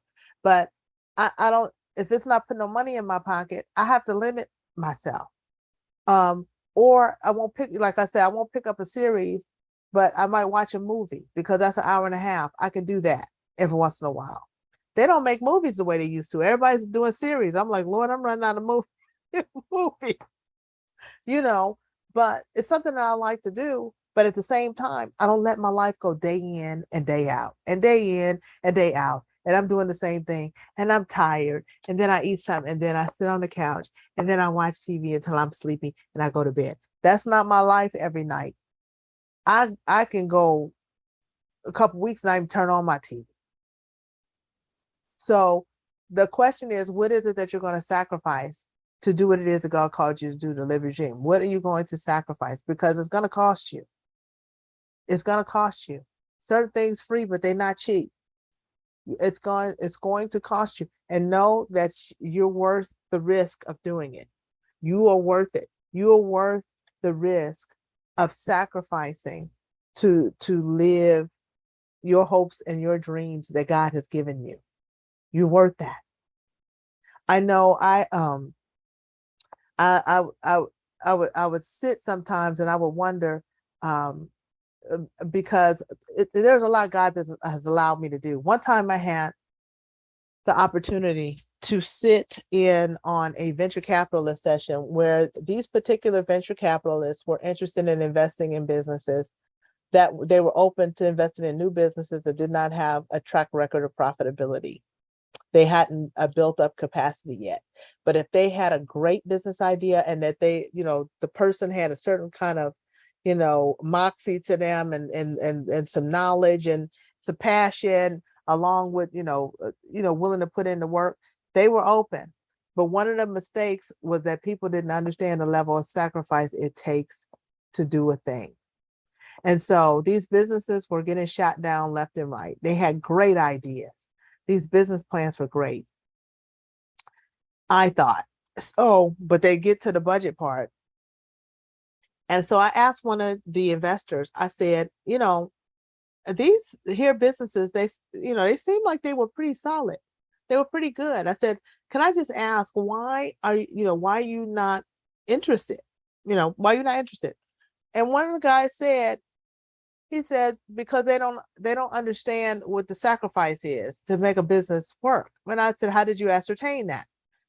One of the things that they all were doing is that they were writing in these 6-figure salaries for themselves right out the gate without any history of profitability. And what they didn't understand is that an investor is not interested in you continuing to make your 2 Mercedes payments in whatever, and you haven't built anything yet. So the question is, they want to pay you something. They know you can't live for free. They don't want you to live under the freeway, but what are you going to sacrifice? One of the things that God had me do early on before I knew what was going to happen in my situation is he had me scale down my life considerably. The only word I could get from him was travel light, travel light. And inwardly, I knew what that meant. I had to start selling off things. I lived in a house that was on a hill. Matter of fact, it had a mudslide. I had to fix it. Cost $100,000 cash to fix. God enabled me to fix it. And I was sitting in there looking at my little city lights view, do, and the Holy Spirit said, sell it. Now, here's the thing. I'm a single person. It's like one of my friends told me when I was trying to encourage him to go into business. He and his wife are in the pharmaceutical industry, and he wanted to go into business so bad, but they had 2 small children. And I said, you know what? Why don't you look and see what it's going to take for you to go and do this business you want to do? And he said, Euvonka, will you eat at your house? Everybody full. In other words, it was easy for me to say. But here's the thing. It doesn't matter where you are in life. God knows if you have kids that you're responsible for. He knows that, if you have a spouse that may not be cooperative, and believe in God like you, he knows all those things. But what is it that can you sacrifice in order to make your dream work for you? For me, I literally had to start selling off things because God knew that I was going to need to close, I was going to need to make a shift. I was going to need to make a shift. And when I went into business, I couldn't have all that overhead. I couldn't have it. A lot of times what you all do, and I'm going to tell you, because I was guilty of this. I swore I couldn't do without certain things. I swore I had to be in a 2-bedroom apartment by myself and not a 1-bedroom, because I was going to have an office, and although I was paying for an office, a storefront, all that kind of stuff, because I couldn't let go. So some of the things I didn't want to be uncomfortable. And like I said, I'm not saying you guys have to live under the freeway. That's not what I'm saying. But if you have kids and, your spending is here, your credit cards are there, the kids are taking equestrian, karate lessons, tennis lessons, maybe they can have, one thing that well-rounded, maybe they don't have all that so that you can do what it is you need to do. So that, and also when your kids see you working on your dream, it's a good example for them. And it encourages them beyond what that you'll ever know. It gives them something and a model to follow in terms of watching you step out on faith. You talking to them about your ministry and what God has given you. And explaining to them that it does require a sacrifice. And if you need some help, get some help too. You may need a coach. People don't want to invest in coaching. I invest in coaching. I'm a coach, but I invest in coaching. I have a coach, I got 3 different coaches for 3 different things. 2, I do maintenance when I need it, but I have 1 now because I developed an online course.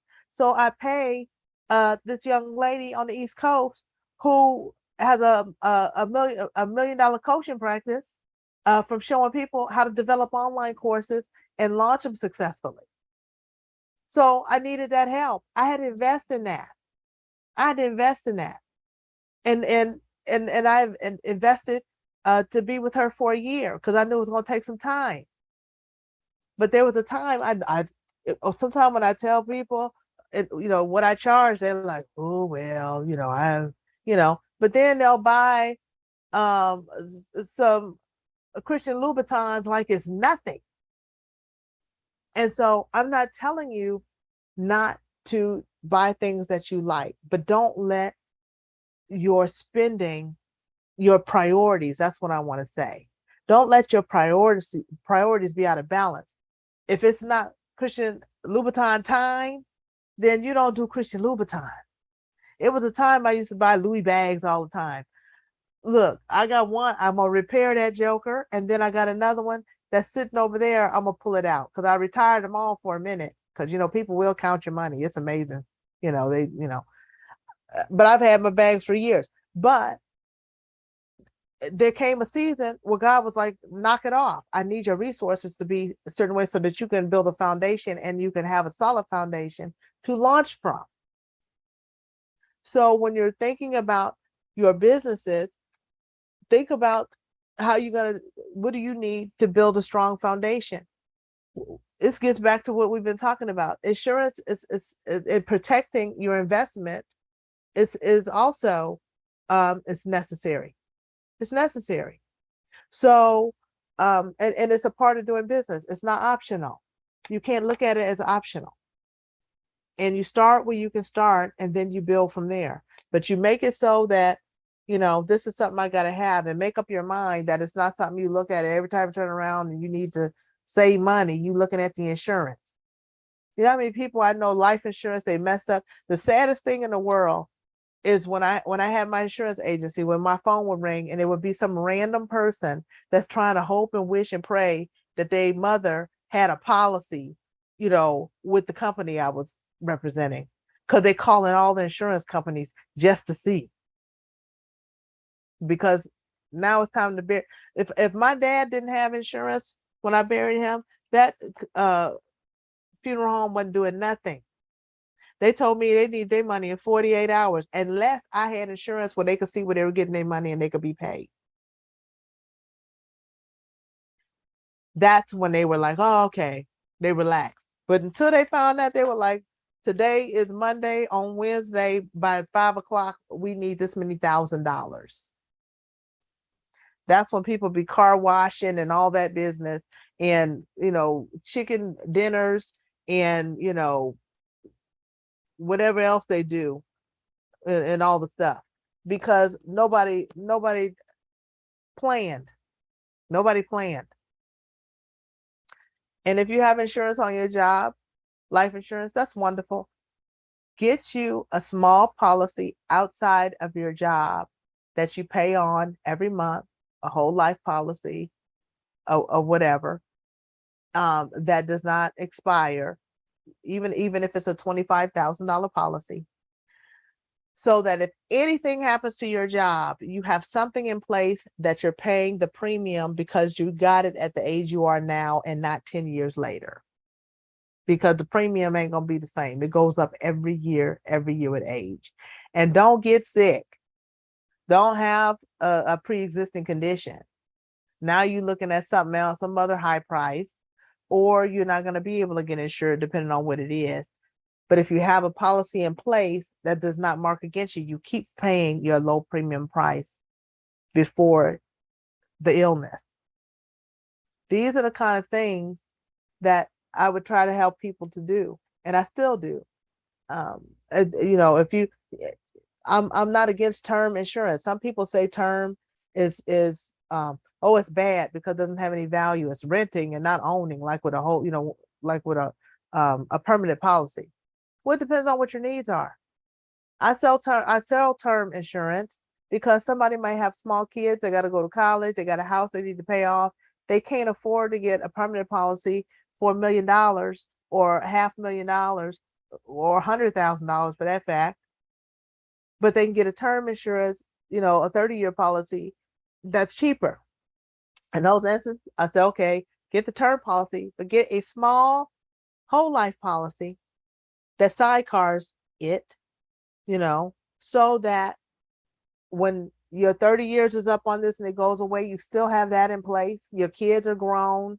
They could take care of themselves. Your house is paid off, so you're not worried about that. But you have something in place that has earned some cash value, because that's the other thing. These policies that earn cash value, you need to leave them alone for at least 10 years so they can start to compound in their interest.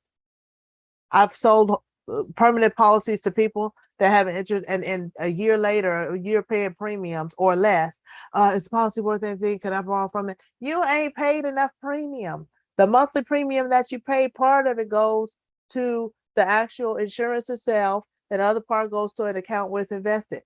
Listen, you know, you don't bother even touching it for at least 10 years to pull from it, and leave it alone for as long as you can. But get you another policy alongside that doesn't expire, so that when your term policy is up and you don't need as much coverage, you done got older, you done took care of your business or whatever, then you still at least have that, so nobody try to figure out how to put you in the ground. Like I have an uncle that died 2 days ago.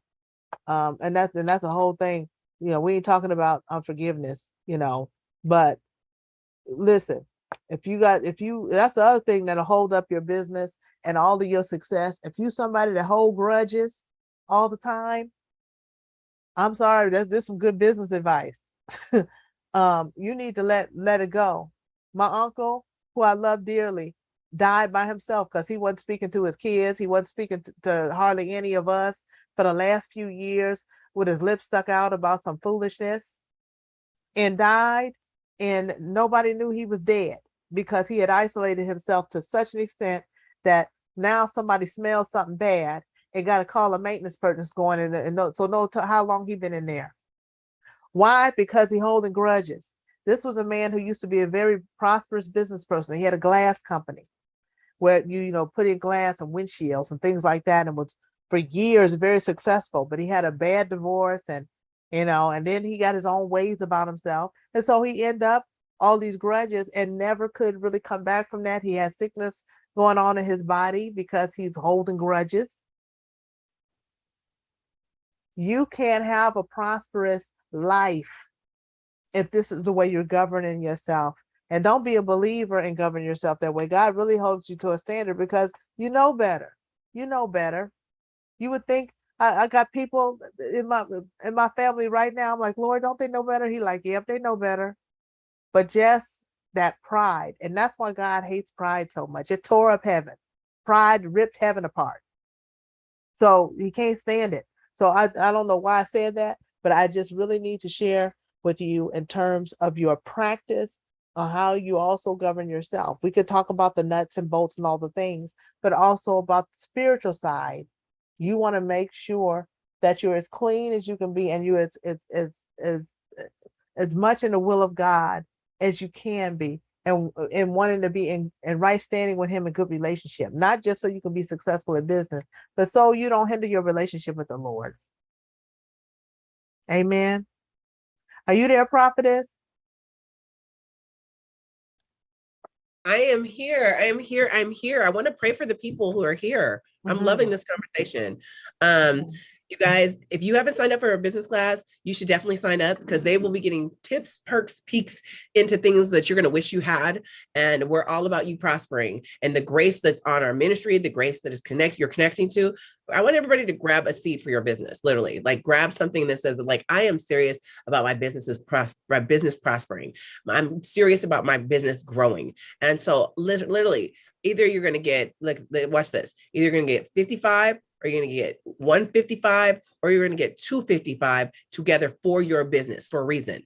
255 is a reason because there's a count of witness. The 55 is grace. And many of you are going to need grace for this season. And God's going to give you wisdom, counsel, might, revelation to run your business. He's going to give you divine intervention. There's times that I went to go and I thought I might get rid of my business because I didn't have the money. And I went and prayed, and I said, God, do you want me to get rid of it? The Lord said, I said, I'll do what you say to do. The next day, a lady, she was a Korean lady, comes up to my business, asked me, can she put some things in my business? And when she asked me, can she put some things in my business? She said, I have some money. I'll help you remodel. I said, I owe $5,000 on it. She said, I'll give you the money. I never, ever, ever had her put anything in my business. She paid for the lease for 3 years. And on top of that, she paid my $5,000 debt. When you have that kind of grace, I'm releasing to you, your business shall be sustained because God is a sustainer. So go sow your seed real quickly and come back, and I'm going to pray for you, and I'm going to let you go.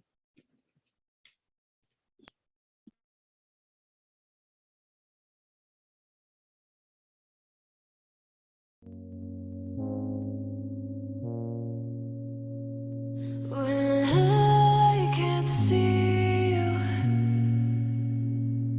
when I can feel you close to me, show me the way, show me the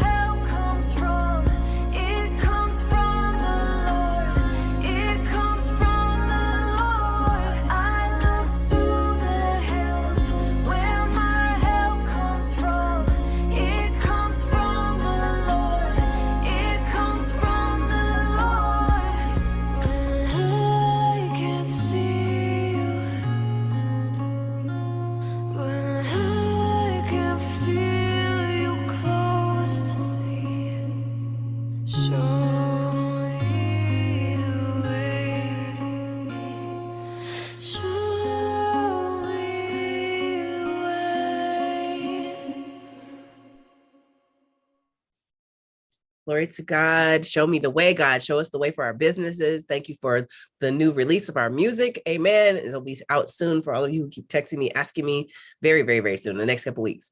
So we thank God for you. Father, I thank you for every person here. Lord, for giving them ideas, for giving them insight, for giving them direction, for giving them names, numbers. Lord, the face, fear, and the grace that they've connected to that manifests right now in their heart, in their minds, in their thoughts. And I thank you for divine connections. I release the favor upon them to prosper. I thank you that they will go to places, Father, and doors shall open automatically, that they are the ones, Lord, that your anointing is upon, and souls are attached to their business. Send the right laborers, send them to where they're supposed to go, God, that everything that they touch shall be successful, that their questions that they ask shall be answered, Lord, and that they shall walk in your fullness. In Jesus' name we pray. Amen, amen, amen. If you would like to register, please go to LifelineTNT.org and register for our business class. You get specifics, you have direction, you're able to ask questions about your business. Please, even in our chat, ask questions about your business. I will go through and send you answers for each and every one of you who are connected to our business class. And you will be divinely guided, and you have the ability to prosper like the rest of our last class. So we thank you and praise you in Jesus' name for being here. Thank you, Dr. Chaplain Euvonka. We appreciate you for your wisdom. If you would like to connect with Chaplain Euvonka, where do I send them? Yeah. And www.liveshacklefree.com. LiveShackleFree.com. Please put that in on our Zoom right now, guys, and please reach out to her. Yeah, and you can also, if you go to my website and you click on Protect Your Dreams, it'll pull up my Legal Shield website as well. All righty, guys. So if you were blessed, please give us a shout out on Instagram or Facebook. We appreciate you. We love that you've grown and prospered. We thank you. They thank you, Jesus, for the hope that you've given the people, or that you are the author and the finisher of their business. And I thank you that it shall prosper because they've committed it to you in Jesus' name. Have a great, great, great, great, awesome, awesome day. We love you. Love you guys. Bye-bye.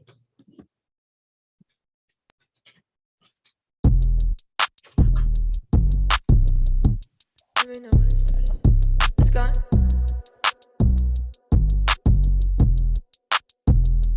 I've been up late nights, catching all the red eyes, oh yeah. Headed to the west side, why you wanna fight? You can't dim this light, oh no. You can't dim this light, oh no. You can't dim this shine, oh yeah. God, they call me fake, cause they see me make mistakes, but I'm not living for them, so I'm not afraid of they face. I done moved on from that place, zoomed on in this race, fight the fight of faith, yeah, all in KB flame, yeah, kill beat, no cane, give life my aim, stay fly like angel, Jesus my anchor, can't kick my feet up, just pull my seat up, driving like G's, bruh, fast lane won't eat, so. On my train, but don't get me crossed up, I bless your socks off, instead of trying to cross you, really showing love, I call that a hover, had to let go of the feelings that I harbor, here I'm calling from the shores, I'm in deep waters, but I'm really about the faith, man, I'm unbothered. I don't wanna party, wake up in the morning, like who am I becoming, nah, who am I becoming, still not really making commas, spitting out the fire like they do at Benihana's, top, riding through the city in the summer, do it how I wanna, do it how I wanna, used to be still not really making commas, spitting out the fire like they do at Benihana's, top, riding through the city in the summer, do it how I wanna, do it how I wanna, do it how I want. Thought they had my bag, it was just a front. Had to tell they hate a bag, take them out to lunch. When they throwing shade, I just go and get the cash app. Send them all some hundreds, show them love, don't react. And it ain't no act. Devil try to lie on me, all these do is tat. Auto sleeping on me when you wake up from your nap. See me overseas, Gucci down to my backpack. Yeah. What you know about sacrifice? You weren't there in the late nights. Yeah, you want the glory but won't pay the price. Where were you when I laid down my life? To be something that the world hasn't seen. You want the shine, can't handle the heat. You you want the glory without suffering. Used to be a zero, now I'm really making commas. Spitting out the fire like they do with Benny Hanna's. Top, riding through the city in the summer. Do it how I wanna, do it how I wanna. Used to be a zero, now I'm really making commas. Spitting out the fire like they do with Benny Hanna's. Top, riding through the city in the summer. Do it how I wanna, do it how I wanna. Stop trying to defend